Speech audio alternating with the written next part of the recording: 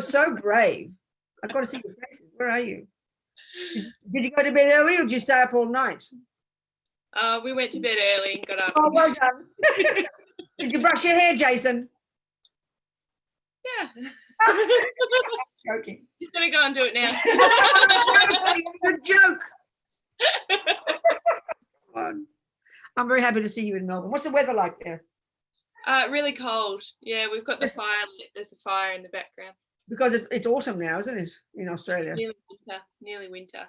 Nearly winter, and we're kind of getting on for spring or summer. I suppose summer. It's hot in some places. I bet it's hot in Texas, right? You guys up there, it's hot in Texas? Okay. It's not so hot in Portland, thank goodness. It gets hot for about a day and then it rains for a week. Okay, you people, come on. This is ridiculous, Jason. I didn't mean it. It was a joke. His hair looks lovely. Come on. I've got to wait for him to come back now. Okay, so let's carry on. Jason, it looks just the same. You look very handsome, don't worry about it. Jason came on a trek with us and he wore his pinstripe suit. I promise you, he wore his pinstripe suit all the way walking up the mountains. I mean, it was very fascinating. He looked very relaxed. He looks very like his pinstripe. You got your pinstripe suit on again? Your jacket? There you go. You see, it's his formal wear. He figures if he's going to go to walk up the mountains to see a cave, a monster, why not look, why not look well dressed? It's a wonderful idea. Okay. All right. So we've been talking about this kind of fundamental worldview, actually. This is Buddha's explanation from his own observation. Got to keep remembering that. He didn't make it up. I always quote this, but it's a very interesting point. I remember it's the only time I've ever been asked this question. It's a very powerful question. And I've ever been asked once. We all ask the same questions. There's some questions we never asked, and this one has only ever been asked once. And it was a scientist in New Zealand years ago, in Nelson in New Zealand. I'll never forget. And he said, who revealed the teachings to the Buddha? This is a brilliant question. So obviously with Christianity and Islam and all the rest, that posit a being who is beyond everything, who creates the universe, who is the boss, who runs everything, who reveals everything. It's an obvious question. It's a perfect question. So he was very shocked when I said, would you ask Einstein who revealed the teachings to him? Who revealed relativity to him? Of course we wouldn't. We all laughed, And this is a really powerful point. Because we, of course, naturally, we know that what science means is Mr. Einstein used his intelligence and observed the world. This is a really point. This is the crucial point. I keep saying this, but it's so incredibly important to take this on board because this is the Buddhist approach. I'm not asking you to believe me, but I'm telling you, this is the Buddhist approach because Buddha is not a creator. So it's not revelation. Revelation is this idea of a high being who is the source of the universe. So naturally is the boss, naturally creates everything, naturally has a plan. People who have complete faith in God know that God's got a plan and know why things happen because God decided. This is an incredible view. I would praise people who live this way. I would never criticize this. Those people remain happy because they accept that God's got a plan. But it's just not the Buddha's view, that's all. I don't criticize. But this is the question. Who revealed the teachings to the Buddha? And nobody. This is the point. And it really takes us a while because as soon as we hear something that you think you can't see with your brain or with a microscope, we assume it can't be proved because we don't have a view of the mind that the Buddhist view has, which is we've got these subtle levels of cognition. In order to take on board the idea that Buddha could observe the universe and come up with this concept of karma, which there are trillions of beings and over infinite countless lifetimes, every single thing we think and do and say programs us and produces our future experiences. That clearly is a subtle thing to observe, if it's possible. So, of course, because we assume it's not possible, because we only assert the brain, so therefore we call it religion, therefore we call it belief, therefore we call it unprovable. That's the assumptions we have. Well, excuse me, that's not what the Buddha's saying. So to take on what the Buddha's saying, you're going to hear what he's saying. He's going to ask you to believe him, just like Einstein isn't. We know he didn't have a vision of it. We know he didn't have a dream. We know he's not speculating. We know it wasn't revealed from on high. We know he used his intelligence and observed what's right there, the world itself.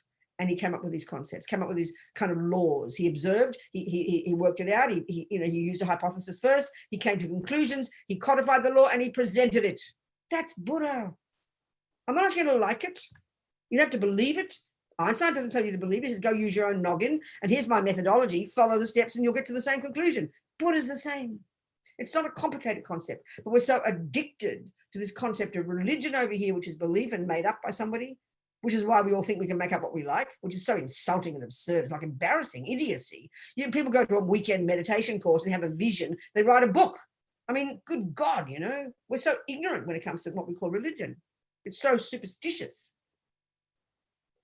So the Buddha is this person who used his intelligence, who's used his mind, but we have to take the view here that mind at a subtler level, which therefore can cognize things that are more subtle, that gross conceptuality can't, that the eyes can't. That's the point here. So what a Buddha has observed, by observing things as they are, by observing beings and their minds and their actions and their experiences of happiness and suffering, he came up with this observation and he worked it through and then he presented it. He said, this is how things are. This is what I've seen to be so. And if you do this, you get this result. It's up to us. We want to use it or not. That's our call. Buddha's not the boss, we are. So what he's come up with, his observation, and this is the Hindus before him, these genius meditators who are the ones who created this amazing technique called single point of concentration that enables you to access these subtle levels of your mind, like the microscope of your mind, that is capable of cognizing the past and the future and the minds of others in far distances, etc., etc. It's called clairvoyance. And it's not just some random hippy-chippy thing. It's the capacity of a mind at a more advanced level. And every one of us has the ability to accomplish it. And single point of concentration is the technique to do. If you want to work really hard, go to the mountains, you'll get it in a couple of years. Then you can prove karma. Easy, not too problem. You just got to work hard, that's all. So this view, this law, this natural law that runs the universe, or within which the universe runs. Just like botany is the law that within which all gardens, which growing things exist within, are governed by. That's this law of karma. But no one's running it.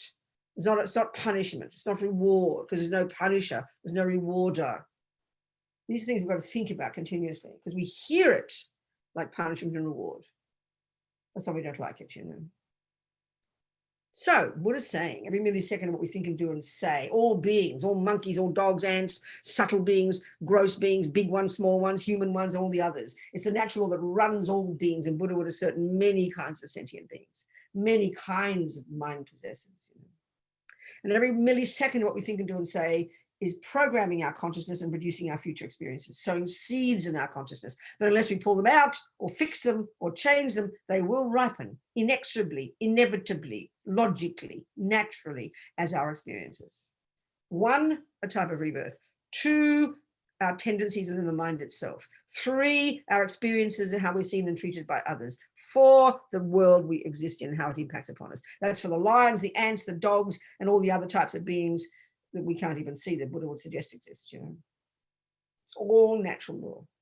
There's no boss. Don't need creating. We do fine making our own mess, and we can do fine making our own happiness. It's up to us. His Holiness says karma is like self-creation. And this is a really powerful point about it, So it takes a while because, it's not how we think, absolutely. It's a shocking idea. It's the weirdest idea we've ever heard. We've either got the materialist view or we have the Christian and the Muslim and the creative view. That's about the 2 main views on the planet, This is the third one. We create ourselves. So and then another way to put it then is we can see it. It's quite simple really, but we can see it's true. One way of framing the whole of the Buddhist path, the whole of the Buddhist worldview, one way of referring to it is it's a method for how to get happy and stop suffering. It's so simple, those concepts, how to stop suffering and get happiness. And if we check, we can divide all of our experiences since we're born up to now in 2 pots, the happy ones, the unhappy ones, and then the variations of these. There's a third category called indifferent experiences. Well, who cares about them? Happy and suffering. This preoccupies. We spend our lives trying to get the happy ones and avoid the unhappy ones. We know that. Well, one way of framing the whole of Buddhism is in terms of method for getting the happiness and stopping the suffering. Another way of presenting the whole of Buddhism is in terms of its being a method of a system of ethics. Absolutely that. Another way of presenting Buddhism is in terms of getting rid of ignorance and getting wisdom. Now, we're not sure if we want wisdom. We know we want happiness. Not sure about wisdom. Sounds a bit abstract. But what is totally fascinating is that all of these three come together. By having good ethics, by having wisdom, you get happiness. If you want happiness, you practice ethics and you practice getting wisdom. By wanting, you get happiness. If you practice non-ethics and ignorance, you get suffering. That's it. That's the Buddha's way of putting it, really. Not complicated. The concept. But what's interesting about that, I like this idea, because in our culture, we understand getting wisdom and we revere, nothing wrong, we revere brilliant musicians, brilliant scientists, brilliant mathematicians. They're the peak in our world. But this is what's interesting, isn't it? We know that when you can be the most genius mathematician, can solve the problems of the universe, but you'll still go home and be neurotic and depressed and beat up your children and husband. Because it has nothing to do with ethics. That's kind of schizophrenic, isn't it? In other words, even all the best wisdom we have all the marvelous wisdom we have in the universe about the physical world, with the motivations to get happiness, because we're convinced that if you have nice food and nice money and nice this and nice that, you'll get happy. I mean, it's a good start. And how kind, like people like Bill Gates, amazing beings, spending billions of their dollars on how to make the world a happier place. Fantastic, nothing wrong. We know you have the best food in the universe, the most handsome body in the universe, and the best money, and you still be depressed and miserable. We know that. So, karma is grounded. It's both leading to the wisdom one, but it's grounded initially in the whole principle of ethics. It's Buddha's really precise way of presenting the laws, the natural laws of ethics. And this is the point. Ethics in Buddhism is not Buddha's law. And this is another major point. I always say it, but it's so important to understand. The Christian teaching, you know, I was a Catholic, very devoted, still love my Catholicism, nothing wrong. Respect what I learned. Because God is the boss, God makes the universe, God makes me, God makes the rules. Therefore, and this is why we think at a very simple level, we think of it always in terms of punishment and reward. And that's correct. Because, I mean, as my Jesuit priest said, I always quote this, my Jesuit priest, I asked him, what is a sin by definition? By definition, a sin or a negative action. By definition is a sin because God said not to do it. That's what defines it as a sin. That's how come it becomes a negative action. This is a really powerful point. He said there's some element of natural law. Killing, no one likes getting killed. That's true. But the real component that makes it wrong is because God said. And that's incredibly powerful concept. And it's appropriate if there is a being who creates the universe. Buddha would disagree with it. He says it's not. So what for the Buddha then? Buddha, like Jesus, will tell you don't kill, don't steal. A little checklist of 10 things. Jesus has got a list of 10 things as well. A good communist would have a little list of 10 things. Any good person with a decent amount of ethics would have the same idea. Don't kill, don't steal, don't lie, don't harm others. It's pretty reasonable. But you've got to ask the logical question, why? Don't just believe it. Don't just believe it. Why? Can you ask Jesus, why should I not kill? Be sincere. He'll say, because God says. So do his wishes. Nothing wrong with that. But it's not the Buddha. You know, you go to your doctor and she says, don't smoke. Why? Because I say so. You'll laugh at her. But it's like that's how we think about it in our mother's household. Don't do that. Why not? Because I say so. We know that. And we're naughty because we don't make the bed. So this is the thing. We can see there are some things that are natural negativities. They talk about this. This is killing. But not making your bed is not a natural negativity. It's just got mummy's rules, you know. And it's okay to have rules in the house. And mummy is the boss. So you are naughty if you don't do mummy's wishes. But that's how we think of morality in total. And that's plain silly. In other words, because I was a little girl, my mummy said, don't go near the fire. Why not? Because I say so. Here I am nearly dead, still not going near the fire because mummy said so. You'll feel sorry for me. You would have thought, hope by now I've learned the real reason, because it'll harm me. That's the natural law part. So for the Buddha, it's only natural law. But there's two things here that are crucial to get. And our conversation yesterday with Kovita proves we don't get this one. It's really hard to get this one. We hear it as, when we do something naughty, we feel bad because we somehow were going to get punished. Well, that wasn't Kavita's point. But the other one, when we try to fix it, we then think the fixing of it is about compassion. I regret killing because I have compassion because it's a bad thing to do. We miss the point. We miss the first point. We miss the first point. And this is the first point for the Buddha in entry-level junior school grade 1 presentation of his view of the universe. He's saying very simply, whatever you think and do and say programs you and you become that kind of person. It's not a complicated concept. So if you play beautiful music and you obey Bach's rules and you play music, you will turn yourself into a beautiful musician. It's not rocket science. If you study math, you'll become a great mathematician.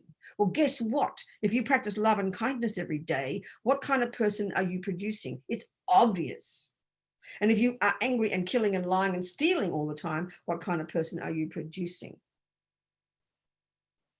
So that's the first level of understanding, that what we think and do and say produces the person I become. Another way of putting it is produces my happiness and my suffering. So like we discussed yesterday, when we want to make purify negative karma, all the old tendencies that we've got in our minds since beginningless time, want to pull out the weeds. So the purification process, the first step is we have to acknowledge I've eaten that sugar, because the more sugar I eat, guess what that produces? A diabetic person. So I have to first acknowledge that eating sugar is the problem. I have to acknowledge I did it. Don't blame the sugar company. Don't feel guilty. Don't pretend you didn't eat sugar. Denial, blame, guilt. We love all those three, but recognize I simply ate sugar. And why do you regret eating sugar? Because you don't want suffering. So why do I regret killing? Because I don't want to program my mind with anger and a tendency to harm. It's so clear, but we miss it. So regret, the first step, like we talked yesterday, it has to be this one. And we leap over this one. This is the whole component they call renunciation. We have to recognize we are suffering. Right now, we're sick, let's say. And if we've got the view of karma, we know that's due to past killing. You take that as your hypothesis. Like you go to these shops, I'm always going to go to the health shops, and homeopaths are really good. They just have all the diseases from A to Z. You look up the list, and then they check the medicine. Oh, thank you very much. Arthritis, zoop, there it is. Go and take that one. It's very helpful. So here, killing. Oh, what's the cause? Suffering, sickness. What's the cause of that? Killing. Okay, I better start regretting killing. Why? Because I don't want future suffering. Not because I'm a naughty person or even because of compassion yet. Compassion comes second. This is first, because I don't want suffering. If we don't get that one, we have no basis for a proper practice. And this is the one that mostly in the West we miss out, because we don't think we are suffering, because we only recognize the gross level of suffering. We don't understand the suffering of change, like we talked yesterday, as a result of attachment. We just don't even recognize, because we call that happiness. So we feel guilty when we see sick people and dying people and old people and all the suffering people with COVID-19 and the poor people on the streets and everything. We feel guilty and we feel sorry for them. That's pathetic. You have to first, that's why the Four Noble Truths are talking. Buddha's not talking to someone else when you read the Four Noble Truths. He's not saying your mother's suffering because of. He's saying you're suffering because of. So we've got to recognize it ourselves first. Look into our mind. Look into our suffering and know we're sick of suffering. We might not even yet be able to understand lower realms yet. That may be not, it's okay. But look at, you don't like being killed, lied to, sick, bad-mouthed, not believed, harmed. We don't want that. This is so simple. Like when you get this, when you get the acid reflux, you don't want it. So you find the cause and you stop doing it, and then you regret it. And that means then you finally decide not to do it again. It's a logical, psychological process. Because we hear it as religion, we don't hear it properly. And the crucial point is to get that the Buddhist view of karma is that we create ourselves. Whatever our experiences are now, and we can label them as happy and suffering, actions we did in the past based upon certain states of mind are now ripening as those experiences. So the logic is, I've got the suffering, I wonder what caused it. I've got arthritis. Let's have a look up there. What is it? And what's the medicine? Boom, there it is. Arnica. You got to take the medicine. So we're looking for the cause first, because you can't find the solution until you find the cause. So if I'm sick, if I'm being bad-mouthed, my husband's leaving me, I'm depressed, someone's hurting me, someone's lying to me. Whatever the simple suffering is in this life, it's called experiences similar to the cause. Remember the third kind, the experiences similar to the cause. Since we're born till now, we've been having experiences in relation to others, either happy or suffering. We don't want the suffering ones. This is the first level of suffering, not even complicated. Do I like this kind of suffering? No, thank you. What's the cause? Oh, I must have done something in the past. What was that then? It's like, I got diabetes. What's the cause? I must have eaten sugar. You don't say, oh, I've got diabetes. Whom can I sue? No, you put sugar in your own mouth. So it's in your body, the problem. Your actions are the problem. So you're experiencing the suffering. So it's your mind created the suffering. If you're experiencing the suffering, you created the suffering. It's pretty logical, but it's shocking to hear because we are addicted to the dualistic view of someone else did it to me. That's because we're so committed to that view. It's hard to hear this one. If you've got bellyache, it's not because someone else ate sugar. If you've got diabetes, it's not because someone else. If someone's got lung cancer, it's not because you smoke cigarettes. Don't be silly. If you got lung cancer, you must have smoked cigarettes. So if you got harm, you must have caused it. It's not too illogical. And if you've got happiness, you caused that one. Wow. If you look in your garden and see a weed, you know that someone else didn't sow a weed in their garden, you get the weed. That's silly. So we don't want suffering. Forget this. It's just the first kind. We don't want horrible suffering. We don't want bad things to happen. We don't want experiences similar to the cause of past actions. So what do? The first one is we acknowledge I must have killed. Drag, I must have killed, must have lied, must have stolen. Guess what? My life's beginningless anyway, so it's okay. Join the universe. We're all the same. And you know what? What am I going to do with that fact? I must have smoked a cigarette when I was 15. Wow, what a fool. I didn't realize, did I, at the time I was going to be doing something dumb. I didn't realize it would have future consequences. I didn't know. I was ignorant. How silly I was. How foolish. I regret having done that. Not, I shouldn't have done it. That's anger. That's silly. No action there. I did do it, but I didn't know why. I was ignorant. I didn't know that killing and lying and stealing in the past would produce my present suffering. I didn't know that. So I'm taking this on board now. So of course I acknowledge it. And then I regret it. Why? Because you know what? I'm sick of suffering. And you're talking to yourself, not God or Buddha. I'm sick of suffering, Robina. So I regret the cause. So then what do? Whom can I turn to give me the medicine? Well, I've got a nice Buddha here. Good, he's got the methods. Wow, I'm lucky I won the lottery getting this good doctor. Delighted, so amazing. Fancy finding a person who's got method solutions. Then I have compassion for others, second one. So let me explain this one. The second one is under the heading reliance, and it sounds weird. What's compassion sitting in there? What do you mean by relying? What are you relying upon? Relying upon a doctor seems reasonable. What's it relying upon sentient beings? That's abstract, but I'll explain it. It's weird to hear it, but hear the meaning. Okay, that's all related to the compassion wing. We're going to go to the compassion wing. We might have a chance before we finish. Gosh, we've only got 2 hours today, haven't we? 2 hours today, okay. So never mind compassion wing. We're probably not going to touch that today. So, but here, because we're on the Mahayana path, and this practice is within the framework of the Mahayana, so we're going to add in compassion as part of our process of purification. So why is it called reliance? It's weird. I'll explain exactly. The whole idea in the compassion wing on the bodhisattva path, your whole goal, your motivation, what compels you every day to practice is this powerful wish to become a fully developed Buddha, because then you're qualified to help others. So use a simple analogy, like you want to become a doctor. You want to heal people. You see their suffering, you find it unbearable, and I think I must do it. The bodhisattva's attitude is a very brave one, that I must do it. Not, oh, who else can heal them? It's my job. And the bodhisattva is like an attitude of, it's my job to heal the others. So I'm going to become a doctor. I must become a doctor. So every day you get up, what motivates you is this thought. I keep remembering, why am I going to university? So I become a doctor. Why? So I can help others. Why are you having my breakfast? So I can be healthy, so I can help others. Everything is driven by this wish, all of it culminating in your becoming a doctor, so you can then be qualified to help others. So it's a very simple concept. In order to help others, you need to have others to help. It's pretty obvious. You need to have others. And those others have to be suffering, don't they? You don't need to heal healthy people. In other words, you need to meet lots of unhealthy people. You want to meet suffering people. You don't want them to suffer, but if you are a doctor and you don't have anyone come to your door, you'll feel very sad. You need sick people. You need sick people. It's clear. because they're the ones you want to heal. That's why bodhisattvas, once they've done the work internally, the wisdom wing up in the mountains, metaphorically, they don't want to sit up in the mountains and hang out in bliss. They want to come to the, garbage dumps of the cities in New York City and everywhere else, and Los Angeles and Rio de Janeiro and everywhere else where the suffering is. That's grist for their mill.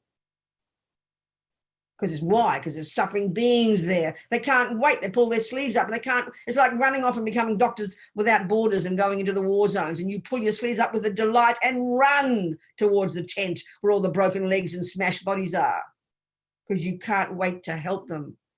So, of course, you need suffering sentient beings. You need them. You need them. So you rely upon. So under there, it's got this sense that you need suffering sentient beings. You rely upon them. It's an odd concept, but it makes sense. So here, in any case, the point is, at this point, first one, renunciation level, you've got to recognize your own suffering and be sick of it. That's what regret means. Then you think, now who can I turn to? And then now I'm going to rely on the Buddha as the doctor, but I'm going to need sentient beings as well. So now you have compassion for those you have harmed. Now you regret for their sake. First one has to be for your own sake.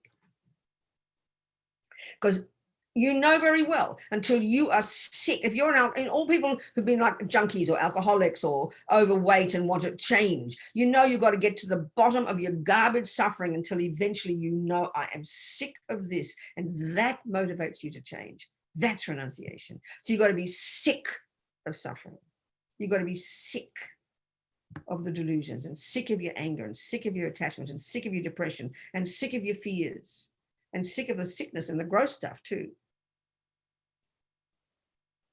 Then you can have compassion for others, grounded, because you know that they're suffering for the same reason as you, their past karma and their delusions.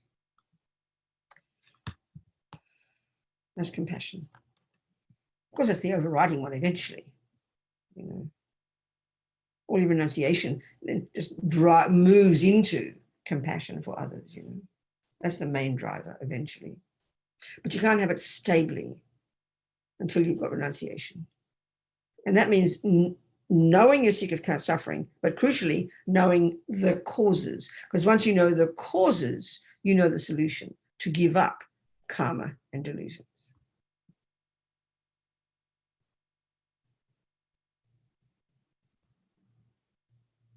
Really, it's true. In the West, it's the commonest one. We don't think this one. We just think the compassion one. Nothing wrong. It's amazing, but it's unstable compassion. So for that reason, let's look at that now. Why do we get dragged down when we see suffering? Why do we get depressed? Why do we get overwrought? Why do we get, feel exhausted and drained and stressed and burned out, as we say? Especially people who have jobs on the front line. Clearly, look at it. It's clear. Really helping other people is exhausting.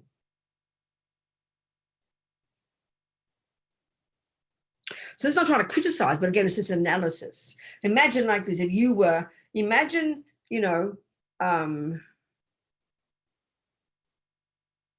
already a bodhisattva, a highly evolved being on this path who has gone beyond delusions, has given up ego, has realized emptiness, and has got bodhicitta, has accomplished these incredible states of mind. So you've got to understand this possibility is where we're heading. That person does not have attachment, has no anger, has no depression, has no anxiety, has no despair, has no sense of a separate self at all, has only got incredible wisdom and incredible compassion. That person would never stress out. That person would never get depressed. That person would never get tired. That person would never get angry. You've got to understand, in the Buddhist view of the universe, that's where we're heading. It seems inconceivable for us in our culture to think that's a possibility. That sounds like a maniac person, but this is the point. But we can take that even as a relative level. You can think of a person who's just more grounded, who doesn't have so much anger or attachment or fears. That person won't get so stressed out. It's a fact. And they'll have more compassion, more stability, more capability of helping others because they won't get stressed. But the more attachment we have, the more fears. And remember what attachment is this junky inness that only wants everything to be nice. So of course, if you've got enormous attachment to everything to be lovely, and you rush out and you keep meeting unlovely things, of course you're going to have a heart attack and breakdown and mental stress and everything else. Of course you will, because you find it unbearable. But we conflate that with compassion. You don't suffer because of compassion. You do not suffer because of compassion. You do not suffer because of virtues. Compassion is a virtue. It's attachment to having things to be nice, and then aversion when it's not. That's the pain. That's the suffering. Not compassion. Compassion can't cause suffering. It's not possible.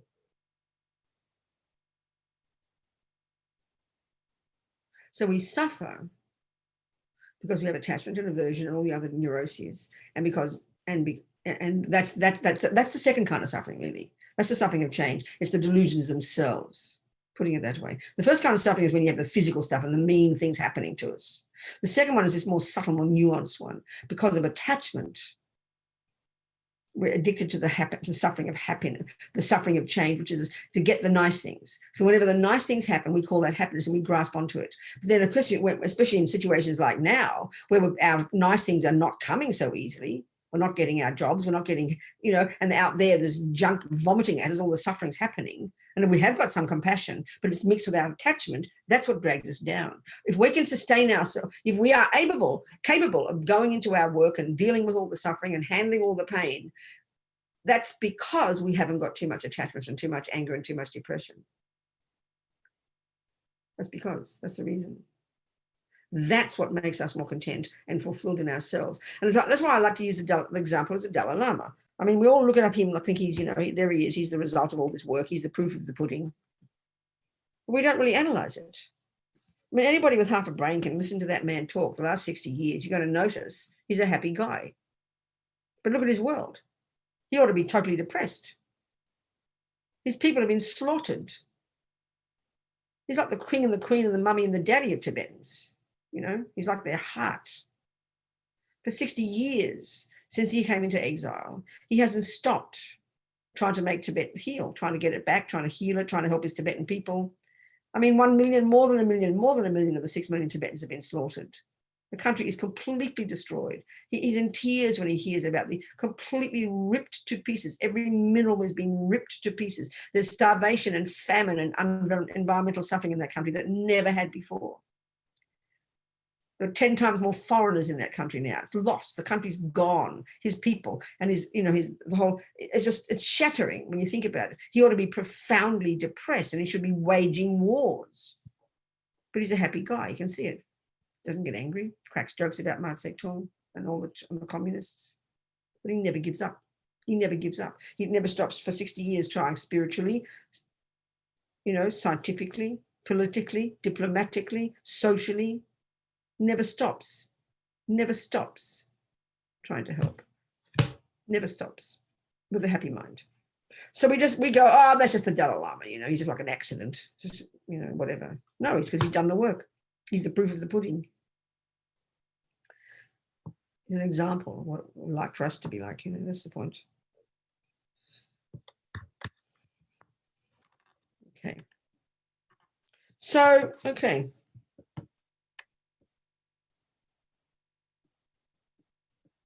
Okay. Any questions? 20 to 10. We've got an hour and 20 minutes left. Any questions of any kind at all? I've got a Dalai Lama story. Oh, come on. Who? What? This is Steve. I have a Dalai Lama story. You have one?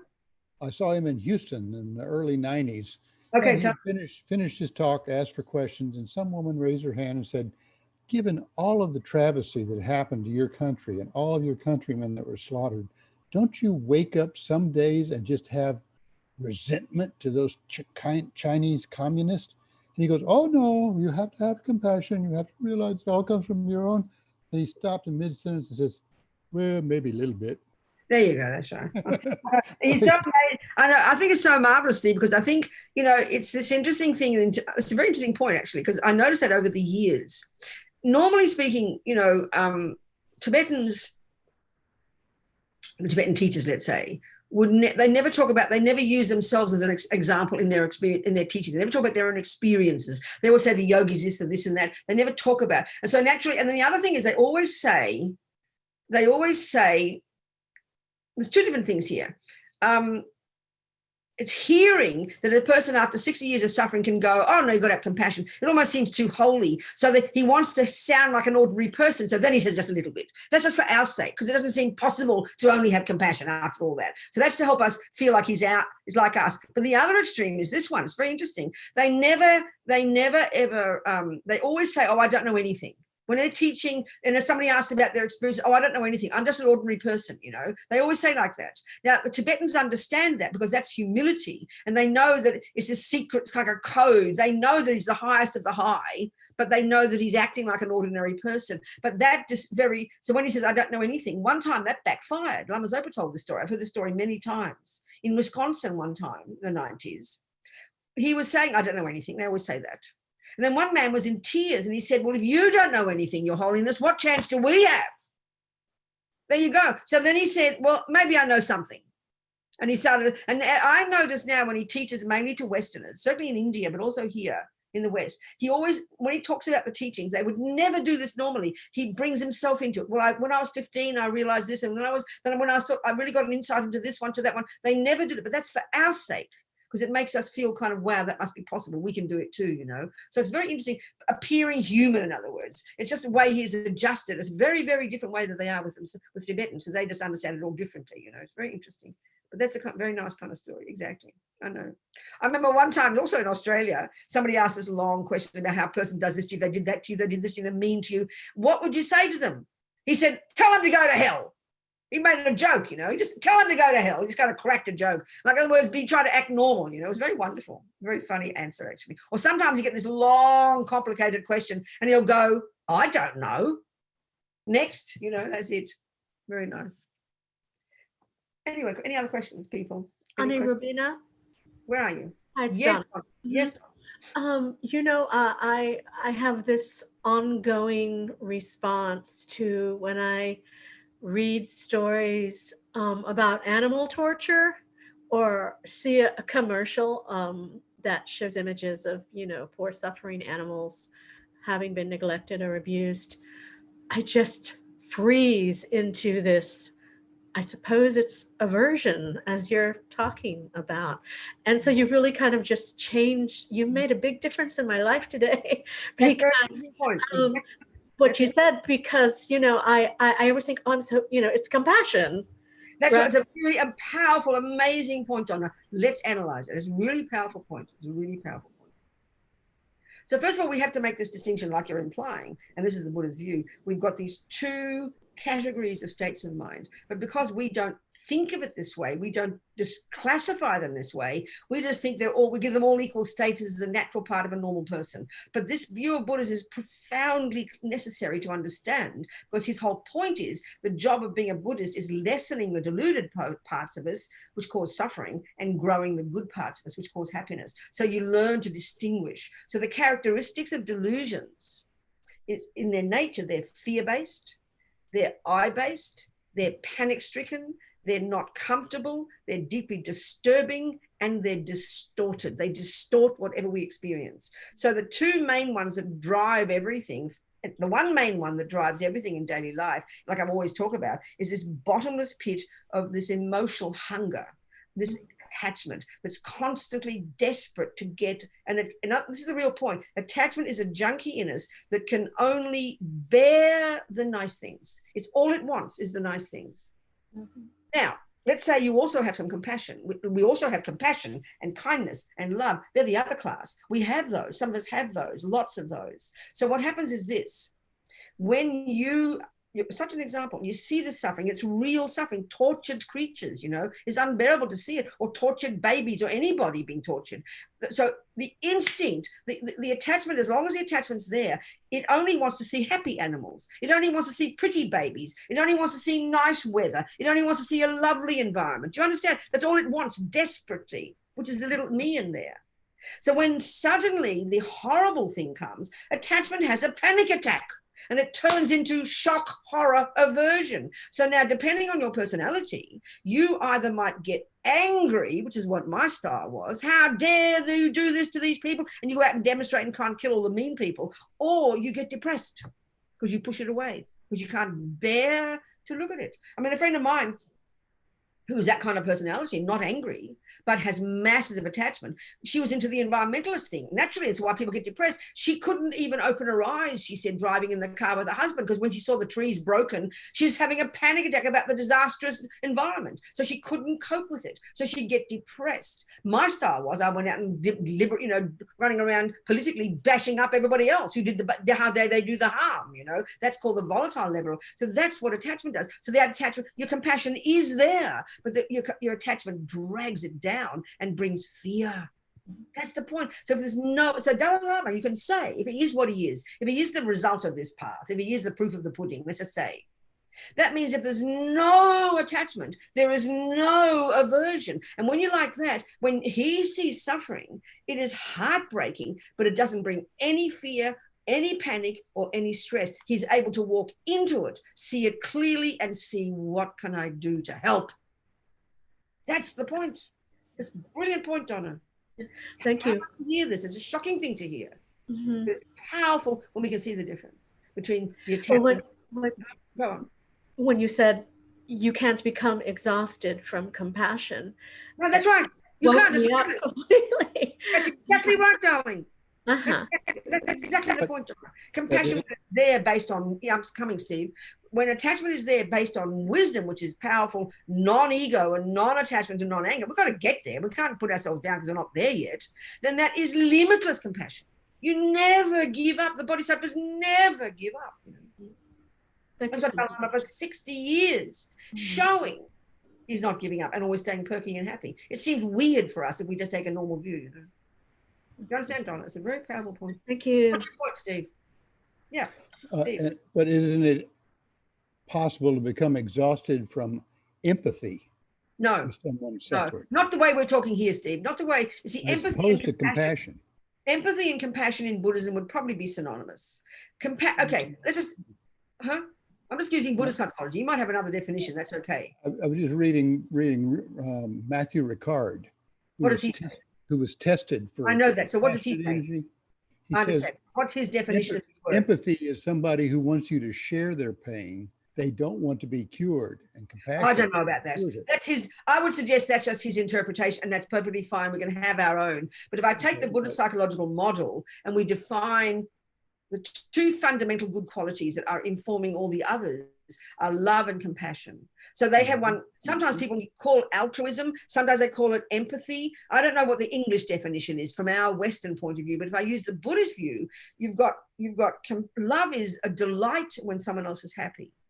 You see someone happy and it makes you happy. You're delighted for them. And then when you see suffering, you go, oh my God, no, I can't believe this suffering. Look at that suffering. This is unbearable. So whether you want to call that empathy or compassion, I don't think it matters, not from the Buddhist perspective. Well, he would call it the doorway to compassion. Whatever you like. It's fine. Experience the empathy, but that gives you the doorway to compassion. It's up to, if that's what I'm very happy with that. I'm not complaining. I can only say what I understand, So in the end, compassion, generally, whether you want to call it empathy or whatever, I'm not distinguishing the materialist view of it.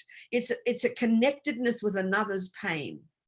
You see it and you experience, you see the pain and you wish they didn't have it. That's the simple way. So another level of compassion in Buddhism is the more profound one of the great bodhisattva. And that's, they call it, it's a technical term, Mahakaruna, great compassion, which is not only, oh my God, look at that suffering, but what can I do to help? That's all. I mean, however he says it, I'm really not complaining. I can only say it the way I suggest. So based on what I'm saying, I'm sure you can see the connections, Venerable, we've got a typed question from Alfred who can't use his microphone. Good. Okay, Alfred, what is it, honey? He says, thank you, Venerable Robina. During the teachings, you talked about karma, rebirth, and realms. My question is, in every rebirth, we've had a mother. Or I guess that's with a question mark. I can understand with humans, animals, and even pretas, but what about the formless realm where there's no physical basis?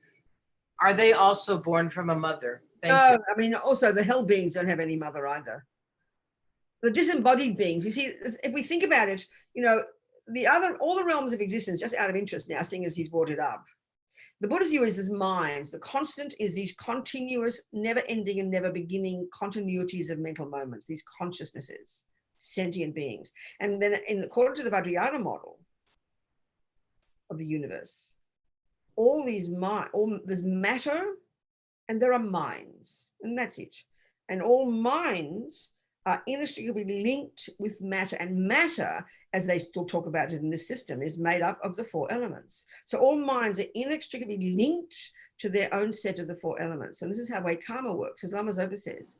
When you're angry, even just simply angry, because you've got these, in the subtle consciousness and subtle body, they describe it as 72,000 subtle channels coursing through the body, and these wind energies, prana. And this is like 10, 12 years of study, all the winds in the acupuncture system, in the Tibetan medical system, in the Ayurvedic system, the understanding of these different levels of wind energy, subtle physical energy. These winds are coursing through all these 72,000 subtle channels, pervading our body. And all those winds are intimately connected to their different states of mind. So, you know, your Tibetan doctor will feel your pulses, and she'll feel the imbalance of certain winds, and she'll know that's related to your anger. She'll know that those winds are related to your attachment. That's why you're having panic attacks. So the wind, the body and the mind, the wind energies and the subtle consciousness are intimately linked. So as Lama Zopa says, even just when you're angry, just your thoughts are angry, it pollutes those wind energies. So then eventually that manifests karmically as sickness. And if the anger is very strong and you do actions of killing others, then that programming in your consciousness and that polluting of your wind energies and the programming of your mind creates the cause for you when you die to run like a magnet to a lion body. You create the cause to get a lion body with a lion's mind and are very good at being a killer. You've got a body ready made to kill, you know. So all the realms of existence are just different sentient beings' minds based upon their mental programming, which is karma, which impacts upon their physical elements, which then manifests as their type of body. So the lions have a very powerful physical body, look at it, but those spirits don't have a gross physical body, but they're all linked to the 4 elements. So you could argue that their mind, their body's mainly air energy. That's why we can't see it. But it's the physical, it's the elements. The elements are always there, and the mind causes the elements to be a certain shape. So a spirit being has an air body. Their mind is conjoined with air. And you could argue what's called a hell realm, which is the result of heavy negative karma. The mind is conjoined with the fire energy, mostly the fire element. This is the way they talk in the Vajrayana. So therefore, some beings don't need mothers. You know, even some animals don't need us. They call a spontaneous rebirth. And certainly the formless and formless wouldn't need bodies either. So it's only some have the physical body ones, I'd say, need parents, you know, need mummies and daddies with eggs and sperms and that kind of business. Seems quite open. I have a follow-up question to my earlier question. Clarifications, or I want to check something with you. So if I am thinking, let's say I'm in a situation and I can tell that my self-cherishing would harm somebody, you know, I tell them to shut up. Okay. So someone's talking, and my gut wants to tell them to shut up. What I noticed after thinking about what you had said yesterday, here's what's happening now. I'm thinking, oh, I don't want someone to tell me to shut up in a future life. There was and I started wondering about renunciation, and what happened was, what arose was, I found myself seeing that person as myself in a future lifetime, and I don't want someone yelling at me in a future lifetime telling me to shut up. What do you think? Well, what do you think? Based on understanding the logic of karma. Keep it simple. I mean, it's so simple, it's obvious. That's called experiences similar to the cause, Kavita. You know, forget future life. Do you know in this life? What I'm looking for is, in this life, Kavita, have anybody ever harmed you? Yes. Okay, we'll just keep it simple. I mean, in the future, yes, it's the same thing. Either way, whether it's present or future. So either you think, oh my God, look at that person who didn't believe my words. Then what must have been the cause of that? I must have lied in the past. Or you're thinking this way, imagine yourself in the future. Of course it's like that. Exactly like that way. Of course it is. It's very simple. Of course it is. What else is it? That's called experiences similar to the cause. It's called what people do to you. Hang on a minute. It's what people do to you and how you're seen and treated by others. So, and that's clear. So then you think of people being kind to you. Do I want that? Oh yeah, great. What causes that? Being kind. So keep being kind. The learning of it is the real point. The learning of it is the point. So either if you see the weed in the garden now, you know the past cause, or if you know the seed you're about to grow will bring the future weed, you stop right there. I don't want weed, so you stop doing it. Either way, it's the same teaching. Of course it is. Simple. What's the point? Do you understand? Yes. So the easier one is to recognize the suffering you have now. Every time someone's mean to you, every time Christopher doesn't do exactly what you want, every time, whatever it is, simple suffering, forget the lower realm, but simple suffering, the stuff that happens you don't want. Right there, that second. I wonder what caused that. Oh, must have been lying, must have been mean, must have been anger, better stop doing it then. That's the learning from it. Action point right now. When you see the weed, you don't go, oh yeah, I must have put weeds in my garden. Aren't I a bad person? I must kill myself. No, pull the bloody thing out and don't punt anymore. That's right. You're correct, Gavita. Any more questions? Tracy? Yeah. Yes. Adam. So who are you? Adam, I forget. This is Brian in San Brian, there you go. Talk to me, darling. So I have a question about the balance between karma and rebirth. You've talked about how in the Buddhist philosophy, there is no beginning and no end. We pass through multiple lifetimes. We accumulate karma based upon our actions. And so I'm early to this whole field of Buddhist philosophy, and I want to believe and think that, this practice and the things that you're teaching us will make me and through me others be better. But I'm sure I have a lot of negative karma accumulated over the many lifetimes I have. And I guess I'd like to ask, is there some way I can think about having some confidence that knowing that when this particular life is over, that I can continue on my positive path in the Buddhist practice instead of getting dragged back into, say, a lion or insect or whatever because of my past karma. That's right, exactly. That's the point. That's the point, Brian. That's the whole point, to have confidence in that law. If it is a natural law, we have to find the way to use that law so that we're confident the seeds you plant now will bring the trees and the fruits and the veggies you want in the future. This is the whole point. And that's why we're talking here about one, living in vows, but 24 hours a day you live in the vow not to kill. You're constantly sowing seeds 24 hours a day, even when you're not thinking about it. And number two, you're putting atomic bombs under the tendency to kill. And two, purification at the end of the day. This is the proactive way to utilize to the optimum the laws of karma. That's it. That's the point. That's what I'm talking about this weekend. Right. So if I just want to make sure I understand. So what you're saying to me is, if I do these things, I should feel confident that I would be able to continue towards the bodhisattva or precious human rebirth. Yes, that's the whole point. And that's the point that sounds so shocking to us, because we're either used to the idea that God is in charge. And if I do God's will, I'm not being rude again, but if I do God's will, I will have confidence He will take care of me. There's nothing wrong with that view. The other extreme is the materialist one, which doesn't even talk about all this stuff, and so we just don't have a view at all. So the alternative to the Buddhist one is this one. So the other one is the created one, or to realize, and it's very shocking to feel this, to feel that we're in charge of it. This is a very shocking idea. In one way, we understand it in ordinary life, and this is where I like to use ordinary examples, Brian. You know very well, the more you learn botany, the more you learn sophisticated level of all the things about the weather and the predictions and the conditions. In 3 years it'll be this. The more you study the weather things, the more you study botany, the more confident you can be in this natural law. I mean, even relative level, that I might have never heard of botany.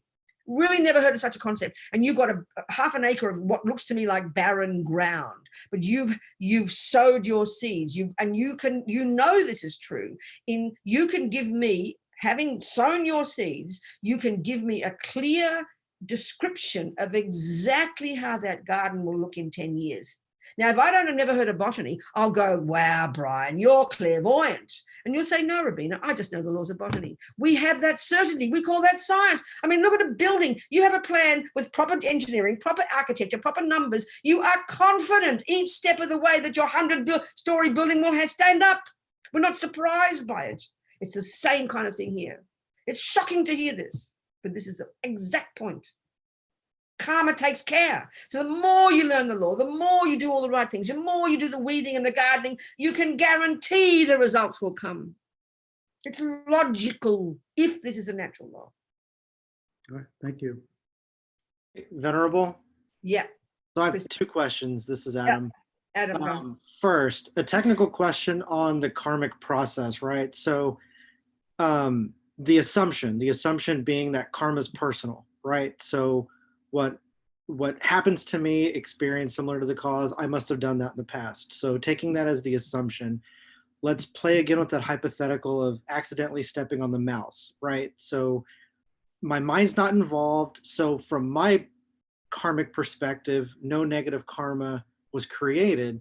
However, the mouse is still dead. I mean, from the mouse's perspective, it died. I was its cause, regardless of whether or not my mind was involved. Is there still personal karma there? Well, in my future rebirth, There has to be a connection there. Of course there is. Of course there is. Of course, if you think about it, of course there is. It's evident. If you stood on that mouse, it's not another mouse. So clearly, even then, there's a karmic connection. There has to be. I mean, it's so intricate. It's so intricate. They say it's only when you're finally an omniscient being can you see all the nuts and bolts of this incredible system of how things work. Of course, there's a connection. It goes without saying. But it's super subtle the way the workings of all this. But as long as we get the principle that it's a natural law and it runs itself, in a sense, you know, and then we can learn it. And that's part of what practice is, learning it ever more sophisticatedly. And that's why, for example, in order to help others, this is why it's so necessary. Buddha says you can't really begin to help others until you've got clairvoyance, meaning until you can see the minds and the past karma of others so you can wisely advise them. So I always tell that story. I think I might have said it yesterday. I can't remember the story about Lama Yeshe at Courtin Monastery. One of my friends, Harry, was helping one of the monks there who was sick. I did tell this story, I'm sure. This monk was very sick, a Sherpa.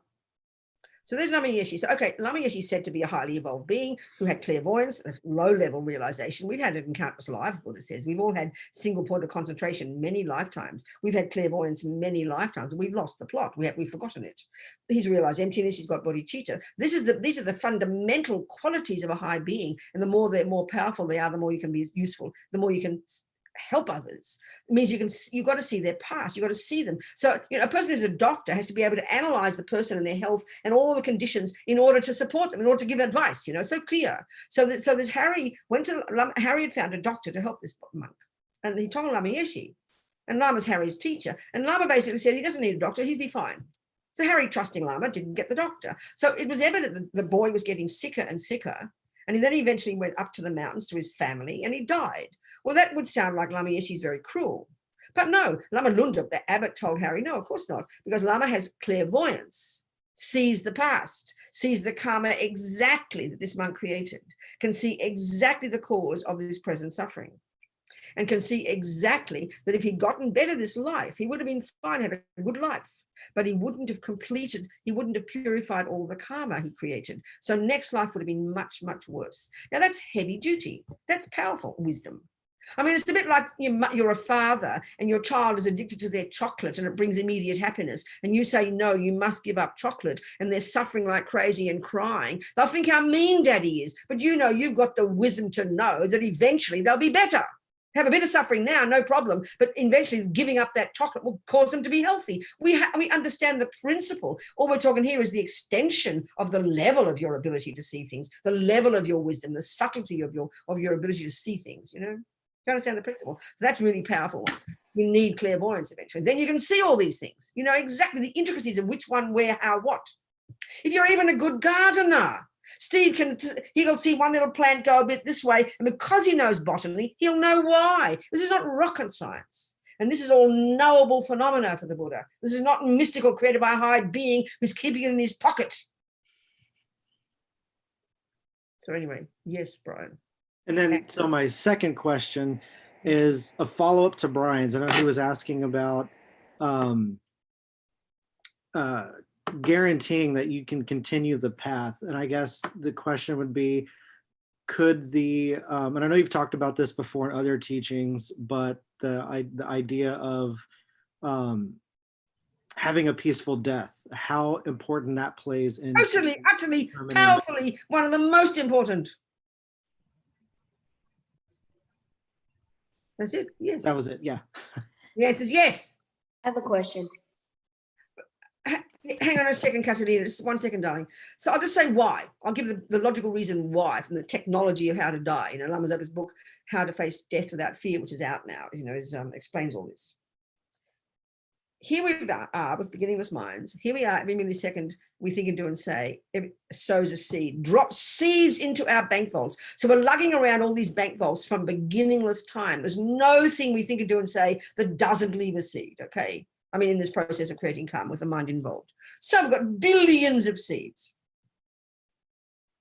So the key thing, as Lama Zopa says, if you're going to help anybody in this lifetime, when they need you most is at exactly that time, at the time of death, right then, at that time. Why? Logical.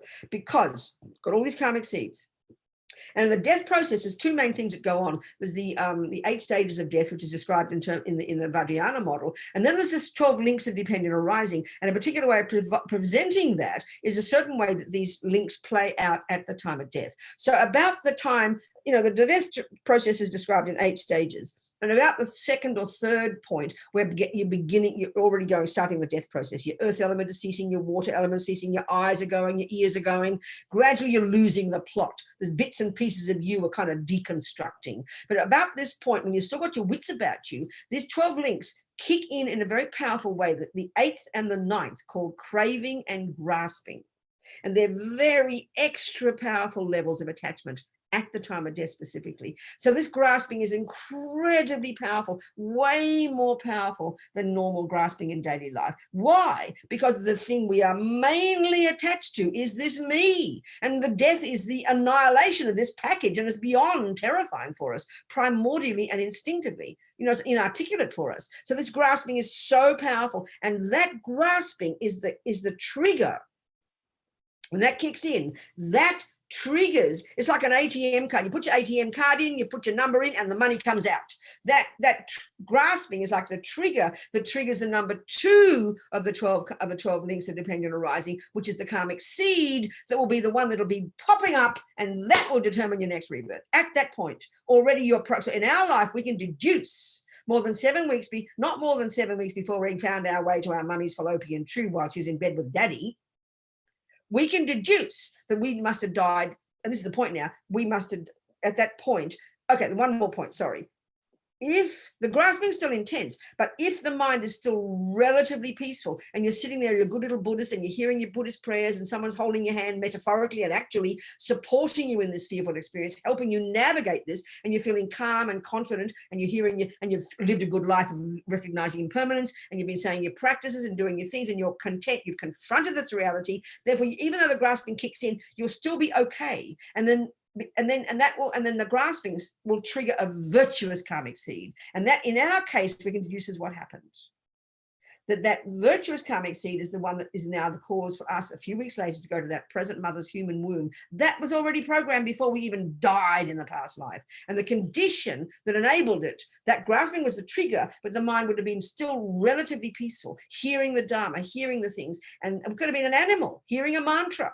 That would have triggered a virtuous karmic seed. So if you're also involved in that powerful grasping, and you're not involved in your mind, and you've no idea what's going on, and you've lived in denial and impermanence all your life, and you've got incredible fear and anxiety because no one's taken care of you and you don't know what to do, then guaranteed, if you die with that kind of fear, it'll trigger a negative seed and you'll be born in the lower realms. So the answer is, Steve, it's logical, knowing the laws of karma, which will demand that you start practicing this second by taking care of your garden. You don't wait till you die you don't wait till your driving test to start learning how to drive. You don't wait for 6 weeks' time for the seeds to grow. You plant them now and you work on the garden every day. You accept impermanence. You do your practice every day. So it's guaranteed you're sowing billions of all the right seeds, and it's guaranteed you'll accept death with a happy mind. And they say when the virtuous karmic seed has been triggered before you even stop breathing, death is a very blissful experience. A very blissful experience. If it's a negative seed that's triggered, you'll die with incredible panic and fear. And it's evident. You'll see the person screaming or panicking or having hallucinations, This is before even you've lost the plot. So it's crucial to live your life dealing with your mind every day, reality of impermanence, abiding by the laws of karma, not pulling out the weeds, living in vows, purifying every day. These are the techniques to use to ensure that we're being in control of the process. Venerable Robina? Hang on a second, Roxanne. Catalina had a point first, then you do. After Catalina. Go, sweetie.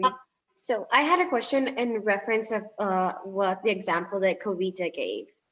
So my question was, so you're doing, say, you're gonna do a virtuous, like something nice to somebody, simple. I'm gonna give somebody a sandwich that's homeless, because then I think I wouldn't give them the sandwich because if I was homeless, I would want somebody to give me a sandwich. Compassion. But then I feel like in that moment, my mind goes towards like, am I actually doing this to be helpful? Or am I doing it if I'm in a situation? I like the ego comes towards to say like, I want somebody to do that to me. I understand. So question?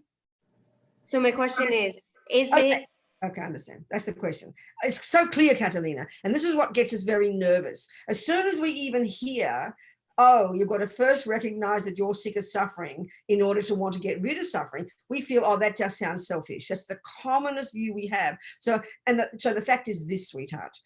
At this moment in time, we've all got some attachment, some anger, some depression, some love, some kindness, some compassion. We've got a garden with a few weeds in it, and we have a garden with a few flowers, right? Now, we've got a method of gardening. We want to grow the flowers, and we want to lessen the weeds, don't we? So it's natural that the compassion, like I said before to Donna, it's natural when you have compassion right now, it will be mixed with pride. It'll be mixed with attachment to being seen as a good girl. Now, if your attachment to be seen as a good girl and your arrogance about being special are bigger than your compassion, then you're a mess.